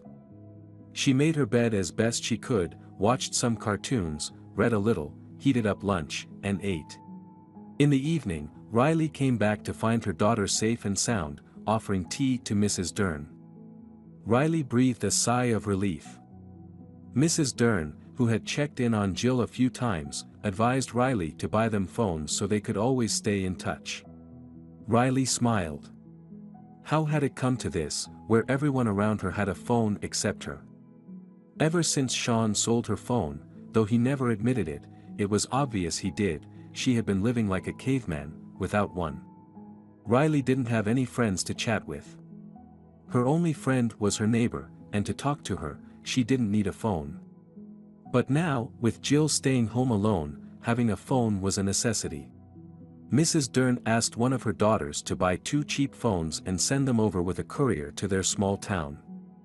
That's how Jill got her first mobile phone. She immediately signed up for all the social networks, started chatting with other kids, and made her first friends. They knew she couldn't walk, but it didn't bother them. One day, Jill excitedly told her mother that her friend Stacy was coming over to visit. At first, Riley was happy but then grew concerned. Is she coming alone? Will her parents allow that? How old is she? She's 14. Riley shook her head. Jill, she's already a big girl. I can't let you two meet alone. Why not? Riley bit her lip. How could she explain to her daughter, who had just made her first friend, the dangers of befriending someone much older? She lied, saying she was worried Stacy might steal something from the house. Jill was upset. Mom, you think everyone is bad. First Stacy, now Philip. There you go again about Philip, Riley sighed. She agreed to let Stacy visit but only on one condition, Mrs. Dern would come over and supervise the girls. Stacy turned out to be a grown girl with a good figure, but she reeked of cigarette smoke. As soon as she appeared at the doorstep, Mrs. Dern, who was sitting with Jill, waved her hands in the air. Goodness, you reek of smoke. Do you smoke, Stacy? No, it's my parents, Stacy shrugged. Our whole apartment smells like that. And who are you? Jill's mom. Do I look like Jill's mom? Mrs. Dern raised an eyebrow. Stacy grinned.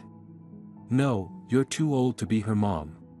What a charming girl, thought Mrs. Dern as she let her inside. Once inside, Stacy greeted Jill and gave her a hug.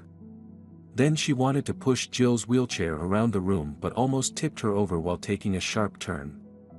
Mrs. Dern made them all sit on the couch and forbade any more activity. Jill made a suggestion. Maybe we could watch a movie. Stacy rolled her eyes.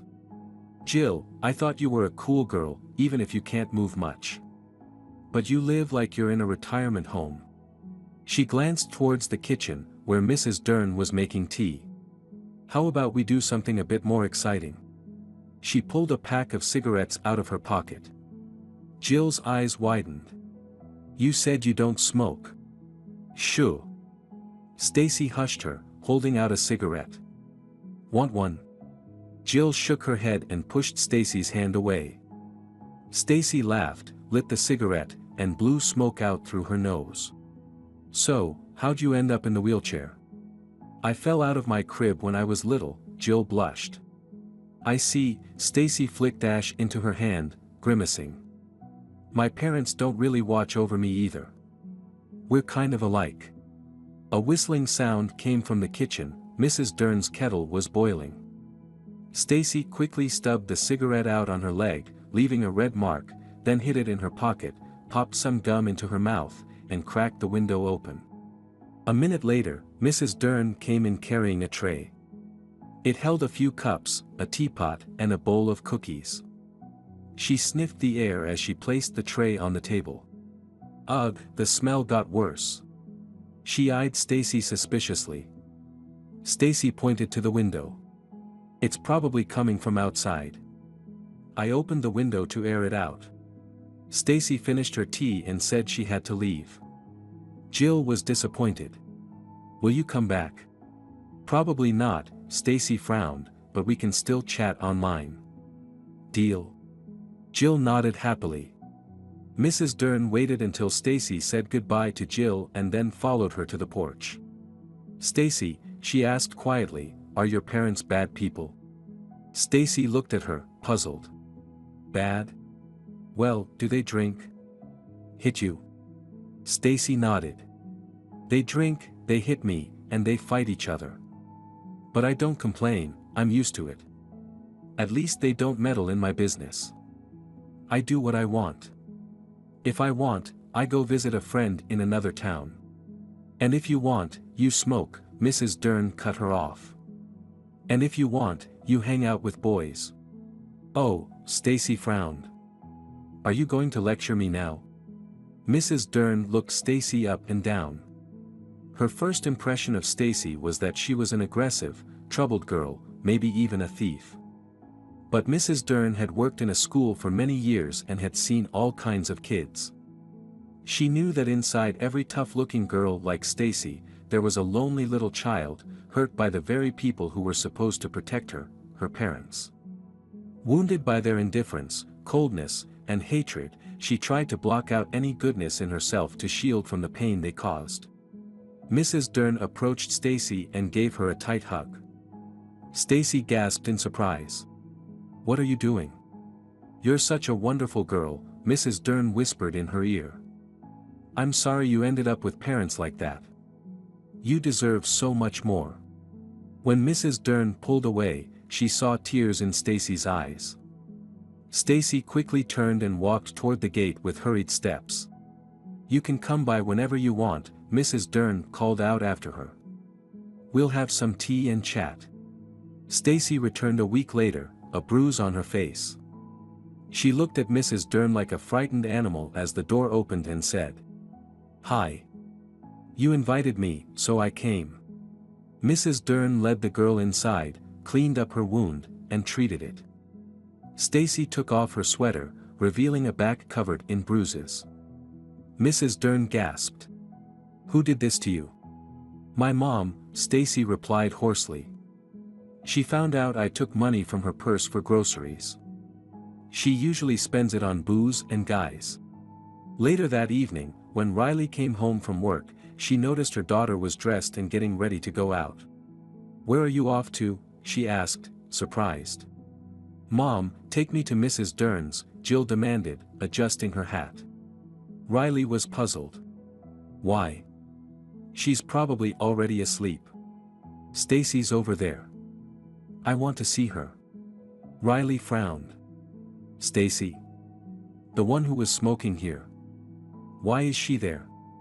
Jill shrugged, and Riley shook her head. No, Jill, we're not going anywhere tonight. Everyone's asleep. Take off your coat, let's have dinner, and then head to bed. That night, Riley got up to go to the bathroom and saw Jill still awake, texting someone under the covers with her phone. Riley was about to scold her, but then remembered she had done the same thing a few nights ago. Riley had joined a forum for women whose husbands had proven to be unfaithful or unreliable. She shared her story there and received an outpouring of support and comments from other women who had been through similar situations. Later, one of them, named Dana, reached out to her privately. They ended up chatting all night, and Riley scolded herself for it in the morning, but the two had become good friends. A week had passed since then, and Riley found herself talking to Dana most nights, as she had no time during the day due to work. Dana lived in the city, and her story mirrored Riley's in many ways. Dana's husband started acting strangely after their child was born. He disappeared for long hours, drank heavily, and then eventually kicked Dana and their son out. He brought another woman into the house they had worked so hard to buy together. He refused to pay any child support, skillfully dodging his responsibilities with the help of a hired lawyer. Now, Dana and her son lived in a small, old apartment. But, Dana wrote, "I feel better and happier living here and working as a sales consultant in a mall than I ever did living in the city apartment with my husband." Riley smiled. She, too, felt happier in her small hometown, though she often forgot that. She would start to blame herself for not moving fast enough toward her goal of rehabilitating her daughter. But when she thought about where she was a year ago, what she had been doing, and how she had been living, she realized she had a lot to be proud of. Dana had mentioned she'd love to meet up with Riley in the city, but work made it difficult. Riley also couldn't afford a trip just yet. But Christmas was coming, and Riley suggested they meet during the holidays. Dana agreed. "Maybe we can introduce the kids, my son and your daughter." As Christmas approached, Riley and Jill started preparing for the holiday. The weather was awful, with slush and dirt covering the streets instead of beautiful snow. But the mood was festive. Riley couldn't wait for a week off and the chance to finally meet her first real friend. Jill texted and called Stacy every day. Her parents were in the process of losing their parental rights, and the court cases were ongoing. Stacy was living with her aunt, her late father's older sister. The aunt was a kind, hard-working woman who was happy to take Stacy in after Mrs. Dern called and told her what had been happening at Stacy's home. The night Stacy arrived unexpectedly, bruised and battered, Mrs. Dern called the police and took Stacy to the hospital to document the injuries. A police officer visited Stacy's mother, who was found drunk on the kitchen floor. Several men were in the other room. Social services got involved with Stacy's family. Stacy told Mrs. Dern that she had an aunt, but she lived far away and didn't know that Stacy's mother had lost her mind after her father's death. Eventually, her mother was placed in a psychiatric facility. The apartment Stacy's mother had rented was now empty. No one wanted to live in a place that had turned into a den of trouble. Stacy was temporarily placed in an orphanage until her concerned aunt, alerted by social services, came to get her.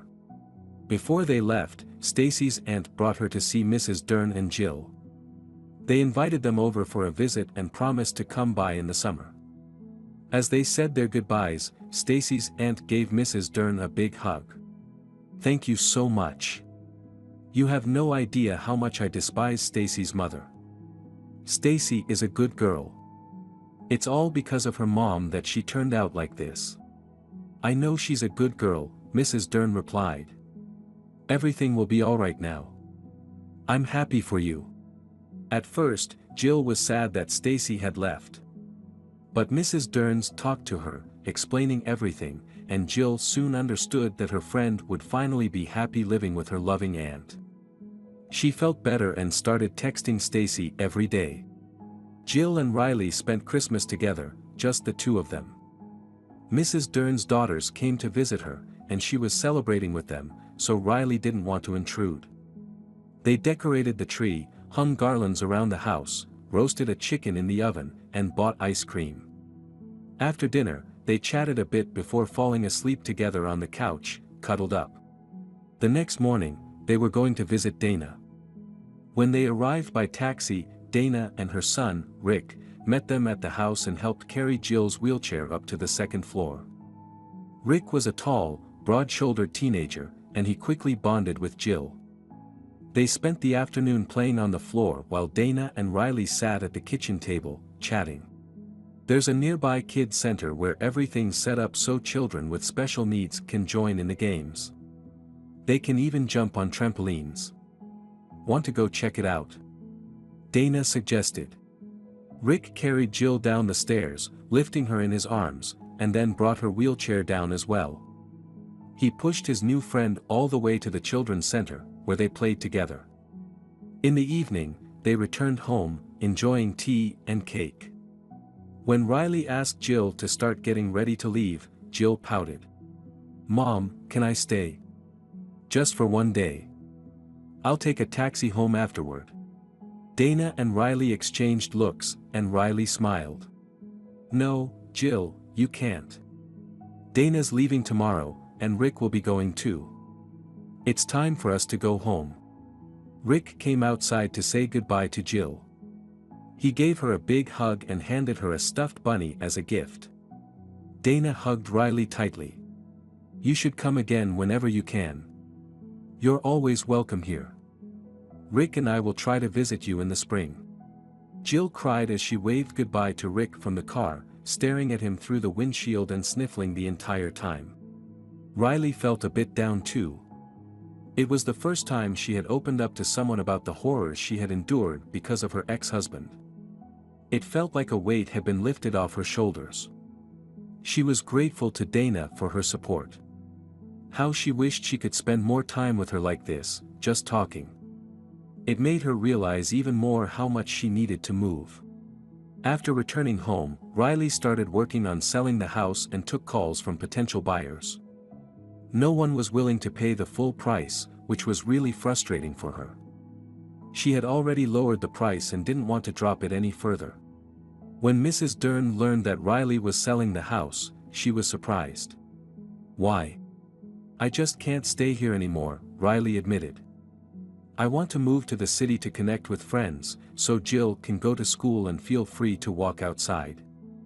I need to continue her treatment." The right buyer was still nowhere to be found. The holidays ended, and it was time to get back to their regular lives. Riley went back to work, while Jill missed Stacy and Rick and stayed home alone. One day, Riley returned home and noticed that Jill looked unusually happy. She asked with a smile. "What happened, Jill? Good news?" "Yes," Jill nodded, drawing a bouquet with her colored pencils. "But I can't tell you what it is yet." "Why not?" Riley didn't understand. Jill smiled mysteriously but said nothing. A little later, Riley tried to pry the secret out of her again, but Jill shouted back. "Mom, I'm not telling." All right, Riley said, raising her hands in surrender. "Let's have some tea." Riley figured it had to be about Stacy or Rick. Mrs. Dern also didn't know what was behind Jill's sudden joy. Maybe she's in love. "Oh no," Riley laughed. "Love is a wonderful feeling, but I hope Jill focuses on school, not on some boy. She's still just a kid." One day, Riley got home from work earlier than usual because she had a headache. She came in, took a pill, and saw that Jill was asleep. Next to her head on the pillow was an unlocked phone. Riley had never snooped through her daughter's things, but she picked up the phone to put it on the table and noticed a familiar face on the screen. It was Philip. They had been messaging all day. Jill complained about her back hurting after doing exercises that her mother made her do every evening. Philip praised her bravery and encouraged her to keep it up. "Soon you'll learn to walk and be able to come visit me," he wrote. Riley's eyes went wide with anger. She put the phone down on the table, locking it, then tucked Jill in and kissed her goodnight. Then she went to see Philip. They often greeted each other in passing but had never really talked. Riley decided it was best to keep her distance. It seemed Philip understood. He stopped trying to catch Riley on their walks or strike up friendly conversations. So, he was surprised when he found Riley on his doorstep. "Hello." "Hi," Riley nearly shouted, stepping inside. Philip closed the door behind her, silently watching as she paced the room. She rubbed her temples, then finally stopped and faced him. "I want to know why you think you can communicate with my daughter." Philip shrugged. "You never seem to forbid it." "She's a little girl," Riley exclaimed, stepping closer to him. "What do you want from her? What are your intentions?" "Oh, I see," Philip smiled. "You think I'm a creep or a predator? Great. I think you're a highly suspicious person with a past I don't know," Riley said, poking her finger into his chest. You're hiding out here from someone, living off mysterious money, not sharing anything about yourself, and yet you're messaging a little girl for some reason, Riley added. You've lost your mind, he replied. You're not even listening to me. Don't you dare, I'm telling you, don't ever contact my daughter again. I forbid you. Riley shouted. Philip shrugged again. Fine. No more messages. Riley stormed out, slamming the door behind her. He stood by the window for a moment, watching her leave. Angry, Riley returned home, took Jill's phone, and hid it on the top shelf of the closet where Jill wouldn't be able to find it. Riley told herself she could manage without her phone for a little while. When Jill woke up, she got a lecture from her mom about her terrible behavior and irresponsibility. You can't talk to strange adults alone, Riley taught her. Not in person, not in texts. But Philip isn't a stranger, Jill protested. Riley felt her anger boiling over. Yes, he is a stranger. It doesn't matter. He's an adult, Jill. Adults don't just chat with little kids for no reason. They always have some kind of bad intention. Jill furrowed her brow, trying to understand what her mom was saying. Why? Riley knelt down in front of her daughter, looking into her eyes. To hurt you, to do something bad to you, do you understand? Jill started to sniffle. Mom. Give me my phone back, I won't talk to him again. I just want to talk to Stacy and Rick. You're going to spend a week without your phone, her mom said firmly. That's your punishment. Why didn't you tell me about Philip? You have to share things like that with me, okay? You can't keep secrets like this. Riley was acting out of concern, but her parenting had the opposite effect. Jill felt hurt and decided she would never share anything with her mom again to avoid punishment. She resolved to keep in touch with Philip, but secretly. As soon as she got her phone back, she immediately texted Philip, telling him that her mom had scolded her and taken her phone away. But Philip didn't reply. So, Jill decided to go visit him, but Mrs. Dern didn't approve of the idea. She was aware that Philip, this strange guy with a beard, had been texting Jill and inviting her over since Riley had told her everything and asked her to keep an eye on Jill during the day to prevent any foolishness. Mrs. Dern found this behavior from an adult man suspicious. With experience in uncovering kids' secrets, she decided to gently ask Jill what she had been talking about with the adult neighbor. Nothing, Jill declared, pouting. I won't tell you. And I won't tell Mom either. But you're not texting him anymore, right? Mrs. Dern smiled. Jill nodded. No, Mom forbade it. A month later, the texting drama had faded from memory. Jill was once again home alone. Mrs. Dern only stopped by occasionally to check on her. Jill stubbornly continued to text Philip, but he didn't respond. Riley decided it was time to prepare her daughter for school.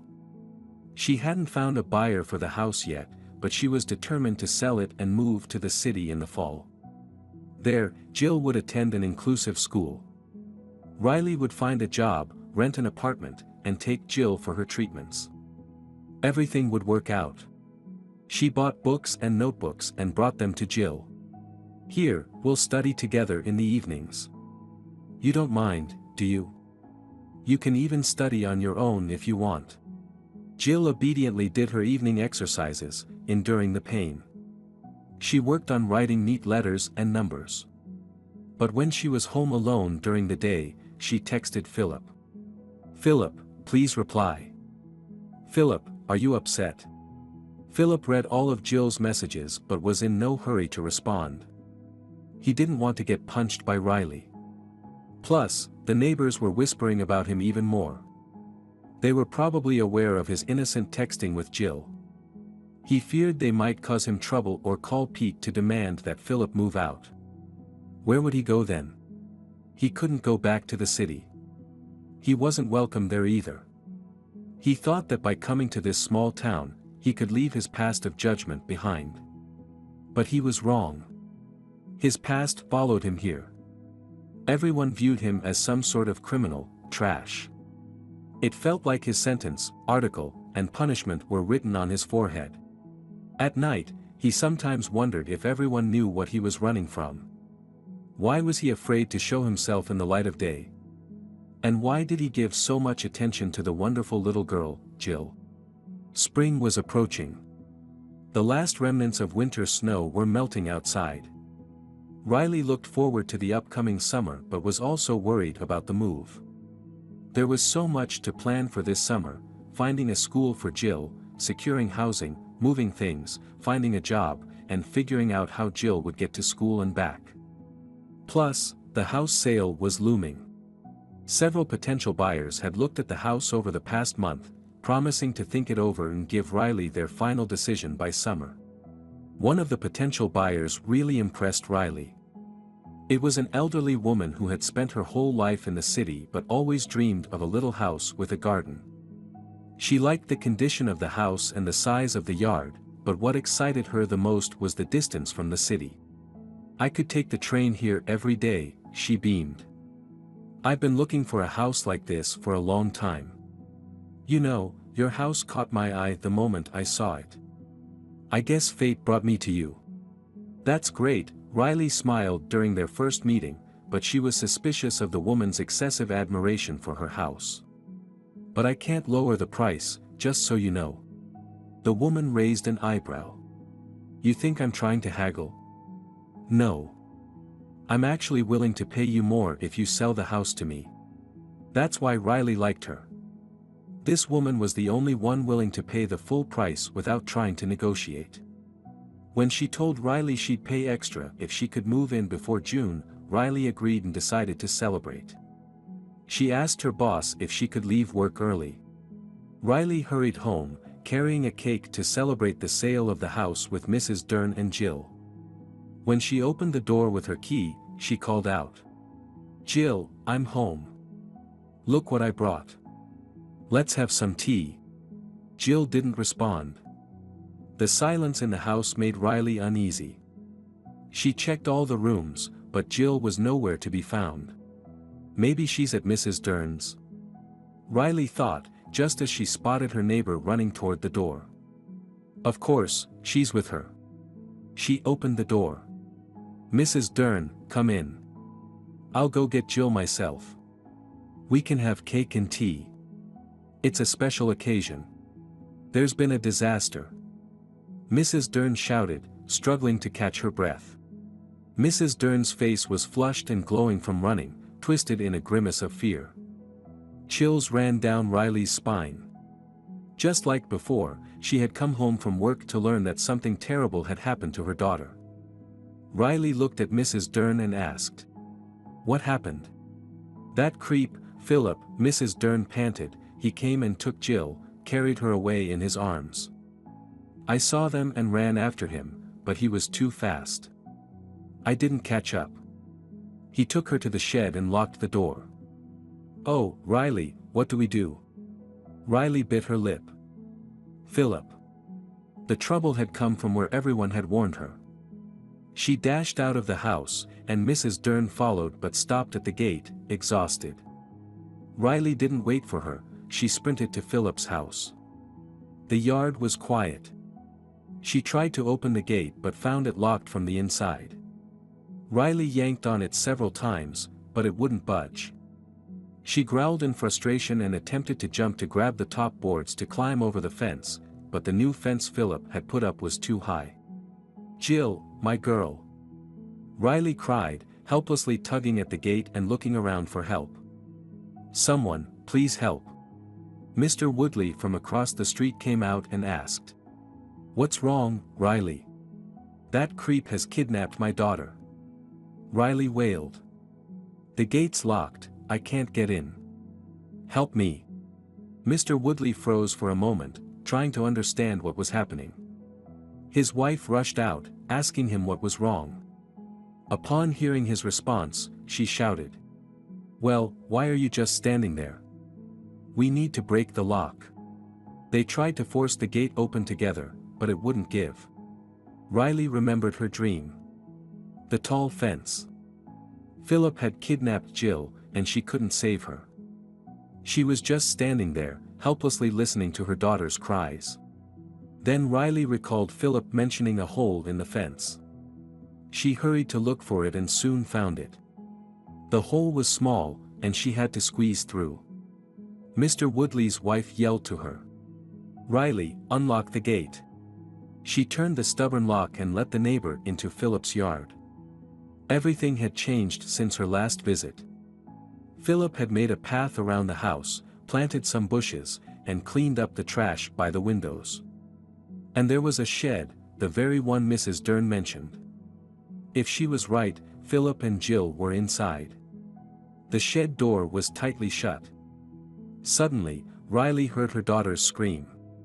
"Ouch, Philip, that hurts." Both women exchanged glances, seeing the horror on each other's faces, and rushed toward the shed.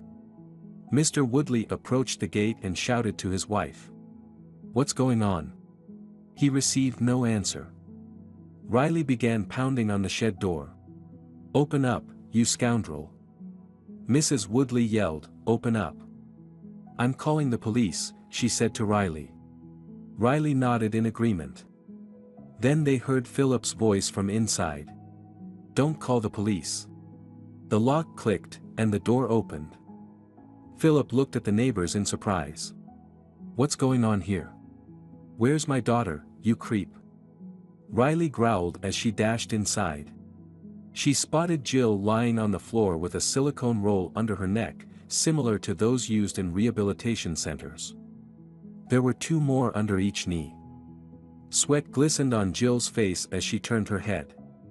"Mom." Riley rushed to her, hugged her, and quickly checked her over. Jill's clothes were intact, but she looked scared. "Mom. What are you doing here? What are you doing here?" Riley cried, "Jill, I told you not to open the door for strangers or go anywhere with them." "But Philip isn't a stranger," Jill replied reproachfully, "he's treating me." "We're leaving," Riley said curtly. She grabbed her daughter and started to pull her out of the shed. Jill flinched and screamed. "Mom, it hurts. Be careful." Philip rushed toward them, "Put her back right now." Riley was taken aback by his commanding tone. Reluctantly, she laid her daughter back down. Philip placed the rolls under Jill's neck and legs as they had been before and glared at Riley in outrage. "What are you doing?" he hissed. "You said you were doing rehabilitation with Jill." "Were you lying?" "No," Riley replied, flustered, "I wasn't lying. We've been going to rehab for a few years, 3 times a week." "Then what the hell are you doing now?" Philip snapped at her, "We've just spent 10 minutes stretching her muscles, and you're treating her like a doll. What are you doing with this girl?" Mrs. Woodley interrupted, "Answer, or I'll call." "Call wherever you want," Philip waved his hand dismissively, "but you can't touch Jill for another 10 minutes, got it? Or do you want her to forget how to move her arms?" Mrs. Woodley looked at Riley. "I don't understand any of this," she said. "You said he kidnapped your daughter, but he's in here adjusting her neck." Riley didn't know how to respond. The neighbor rolled her eyes. "Riley, it's always one problem after another with you. I'm leaving. I have soup on the stove." Mr. Woodley met her at the gate. "Well? What's going on?" he asked. "Philip is doing some kind of neck gymnastics with the girl," she replied. "And what was all that shouting about?" he asked, surprised. "Who knows," his wife shrugged, "let's go home. The soup is probably ready." Outside, Mrs. Dern approached them, looking very pale and barely able to walk from shock. "Woodley," she stammered as she approached him, "what's happening? Is Jill okay?" "She's fine," Mr. Woodley confirmed. "Alive and well. I don't know why you all made such a fuss." Mrs. Dern slowly made her way to Philip's shed. She saw Jill on the rolls, along with other tools and massage devices for rehabilitation, and Philip and Riley sitting on the floor next to her. Philip was gliding some metal object along Jill's legs. Jill was grimacing and laughing. "Tickles. It's cold." Riley noticed Mrs. Dern standing in the doorway, watching in disbelief. "What are you doing?" she asked in a hoarse voice. Riley walked over to her and said, "Philip didn't mean to hurt Jill. He's giving her rehabilitation. Come on, let me take you home. You need some water and a rest. You look terrible, and your hands are ice cold. Is your heart okay?" Mrs. Dern stopped, pulling away from Riley's embrace. "Are you leaving her here alone?" "With him?" she hissed. "Yes." "Riley," the neighbor whispered urgently, "Riley, don't be foolish. Take Jill and let's go home. Do you really believe he took her for some rehabilitation? This is just a cover-up. He's not even a doctor. Jill will never admit he's hurting her, do you understand? She's too young and doesn't realize what's happening, she thinks he's her friend. You can take Jill." They heard Philip's voice behind them and turned around. He looked at them disapprovingly. "Better hurry," he smirked. "What if I change my mind and decide to chop Jill up for parts? I'm just that horrible and scary." Riley looked down, picked up her daughter, and carried her home, glancing back at Philip. Once home, Riley set the kettle on the stove and cut into the cake. Mrs. Dern watched her in disbelief, staying silent. When everything was ready, Riley called her to the table and brought Jill over, seating her at a special chair. "So, today we're celebrating the sale of the house," Riley announced. "What house?" "This one?" Jill asked, confused. Riley nodded. Jill shook her head vigorously. "No, we can't sell this house." "Where will we live?" "In the city," Riley replied. "We'll live in an apartment. You'll go to school and return to rehab. Isn't that great? We'll have enough money for everything now." Tears welled up in Jill's eyes. She slammed her fist on the table. "I don't want to go to the city. I want to live here." Riley recalled how her own mother had once sent her to the city when she was a child. She smiled, stroking Jill's shoulder. "Jill, it'll be fine. You'll get to see Rick often, and you can hang out with him." "I can't leave." "I promised Philip," Jill blurted out. "He can visit you," Riley reassured her. Mrs. Dern threw her hands up in frustration. "Okay, I'm totally lost." "Riley, explain everything to me," she demanded. Riley sighed. "Jill was preparing a surprise for me." "What surprise?" "I found out that Philip is a doctor, and I asked him to help me learn to walk so Mom wouldn't get so tired." "That's all," Jill explained. Mrs. Dern looked at Riley with disbelief. "Riley, you're really foolish." "That's true," Riley said sternly, fixing her gaze on Mrs. Dern. "Philip is a doctor. He didn't want to hurt Jill." "Seriously?" Mrs. Dern scoffed. "Is that why he grabbed her and dragged her off?" "Well, maybe you're exaggerating." Riley started. Mrs. Dern stood up from the table, glaring at her. "Enough. I don't want to hear any more of this nonsense. I'm calling the police." She marched towards the door. Jill clung to her mother's hand. "Mom, do something. Philip is good, we don't need the police." Riley jumped up from the table and ran after Mrs. Dern, catching her just as she was stepping into her house. "Mrs. Dern. Don't try to convince me," she brushed her off. "Mrs. Dern, let me explain everything. Please, Philip is a doctor. It's true, can't you see? He has been working with Jill for a while. She just didn't tell me. You caught them today, but Jill has been there several times." "Riley. I can't believe this nonsense." Mrs. Dern grimaced as she picked up her phone. If he were a doctor, he wouldn't be hiding his past, he'd be bragging about it. There's nothing shameful about being a doctor. Instead, he ran off to a small town, sat at home, and didn't talk to anyone. "A child died because of him," Riley interrupted. Mrs. Dern stared at her in shock. "What? A child died? And you want to trust him with Jill? Are you out of your mind, Riley? The child died on the operating table. Philip still can't forgive himself for it, which is why he quit his job. That's why he came here, to escape his past, to hide, to forget everything, do you understand? Mrs. Dern lowered her phone, contemplating. Riley approached her and suggested, "Let's sit down." In the few minutes they had been alone with Philip and Jill, he had told her that he had once been a pediatric surgeon, very successful. But one day, a child died on his watch due to massive blood loss. The boy's name was Mark. Philip was performing surgery on his spine. The parents had been warned that the operation was complicated and that the chances of success were slim. Most likely, the boy would die from blood loss, but the parents insisted on going ahead. "I don't want to watch my son die slowly," explained Mark's father. "We know he's dying. Mark knows too. He wants the surgery. It's better to try and fail than not try at all, right?" Philip entered the operating room that day with a bad feeling. He had lost his lucky charm, a small amulet his mother had given him. It made him feel out of sorts. The surgery went according to plan until, at one point, Philip accidentally nicked an artery. Blood gushed from the boy. He tried to stitch the artery and applied clamps, but it was too late. He was informed that Mark's heart had stopped.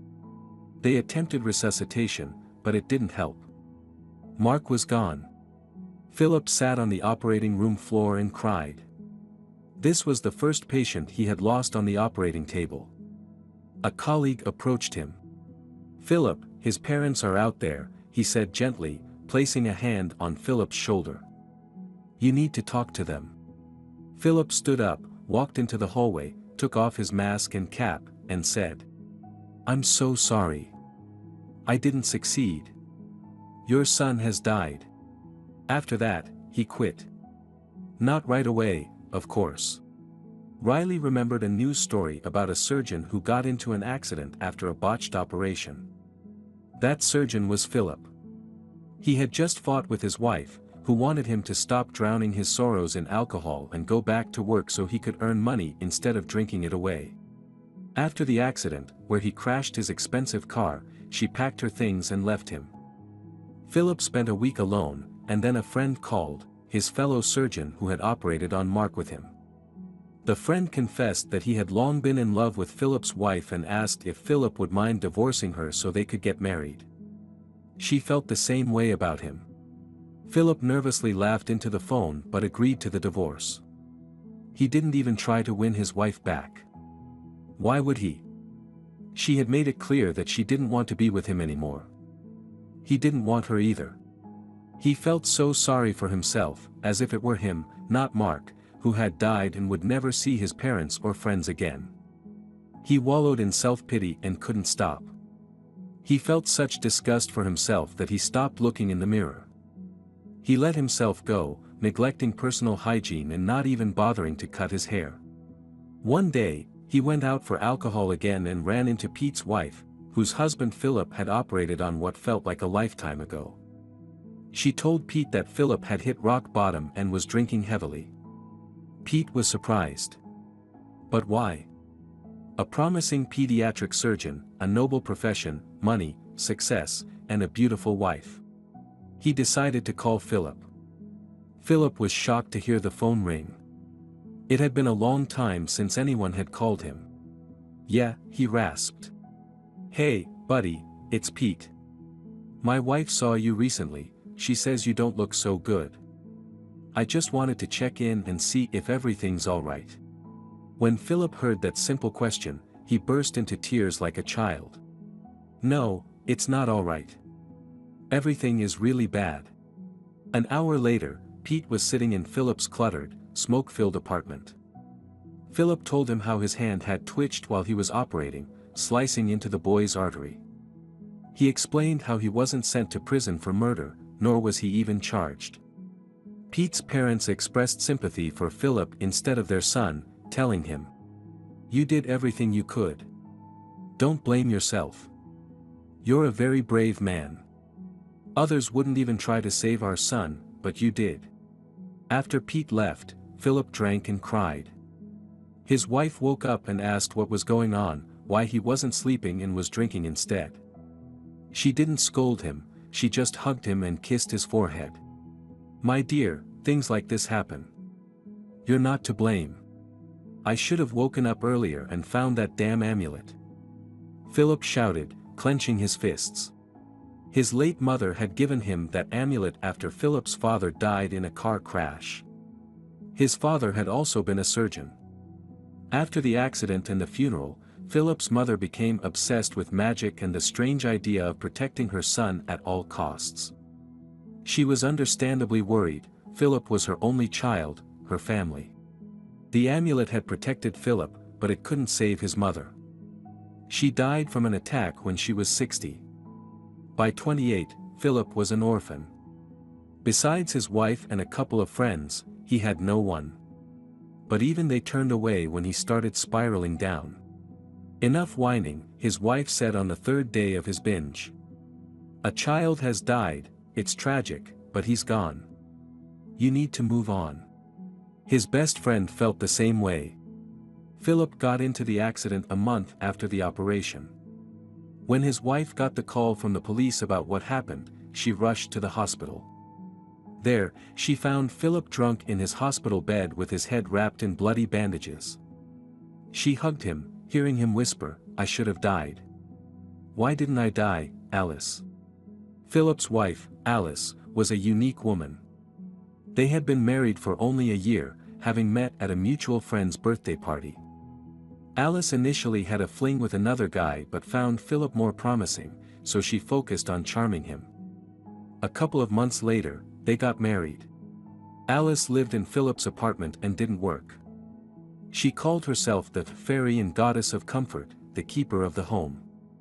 She hired cleaning services and ordered takeout from restaurants, ensuring Philip came home to beauty and cleanliness. But soon, she grew tired of this role. Philip kept asking her about having kids, and Alice wasn't in a hurry to become a mother. She started thinking about leaving Philip, looking for a wealthier husband. Her choice fell on Philip's best friend, who was overjoyed to learn that the woman of his dreams was in love with him and unhappy in her marriage. So, Philip found himself alone. He lost his job, began draining his savings, and didn't want to think about what would happen when the money ran out. His meeting with Pete changed everything. Pete gave Philip a good shake-up. "Philip, stop it. This is slow suicide," he said. "I deserve it," Philip replied. "You're not to blame for that boy's death. Everyone keeps saying that." Philip smiled and reached for a bottle. "But they're all wrong." Pete knocked the bottle off the table, shattering it on the floor. The liquid spread everywhere.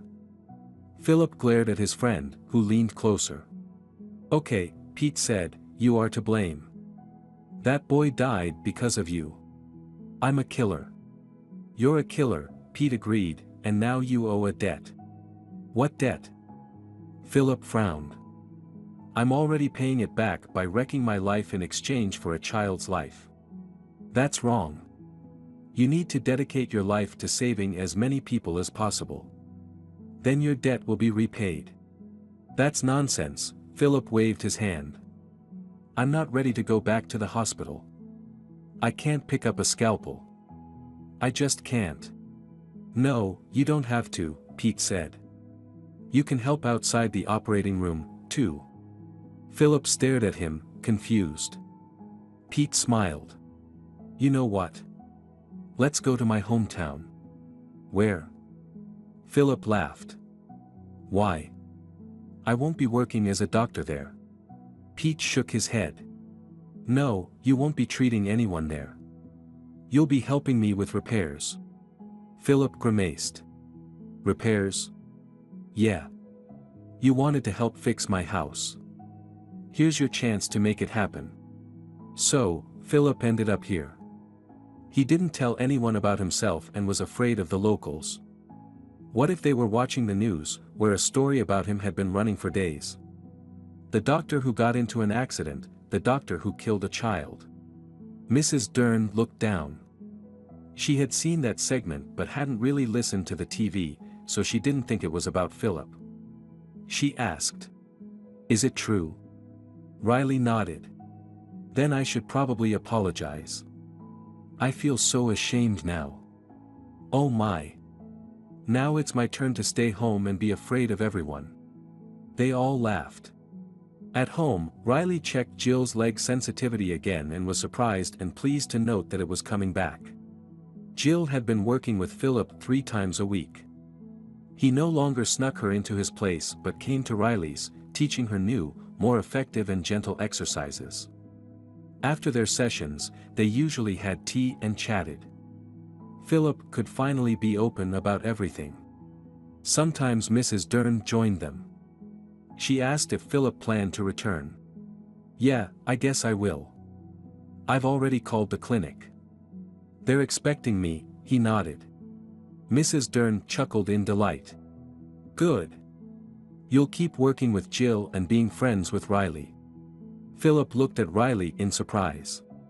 You're also planning to move? Yeah, I'm selling the house and moving in with Jill, Riley nodded. We'll be neighbors. Don't go disappearing on us. Mrs. Dern, come here. I'll show you how I can stand. Look. Jill called from the bedroom. Mrs. Dern clapped her hands and rushed to the room. Philip took Riley's hand and said quietly. I'm glad you're moving. I was starting to miss you and Jill. Riley blushed. I'm glad too, she said, we would have missed you as well, Philip.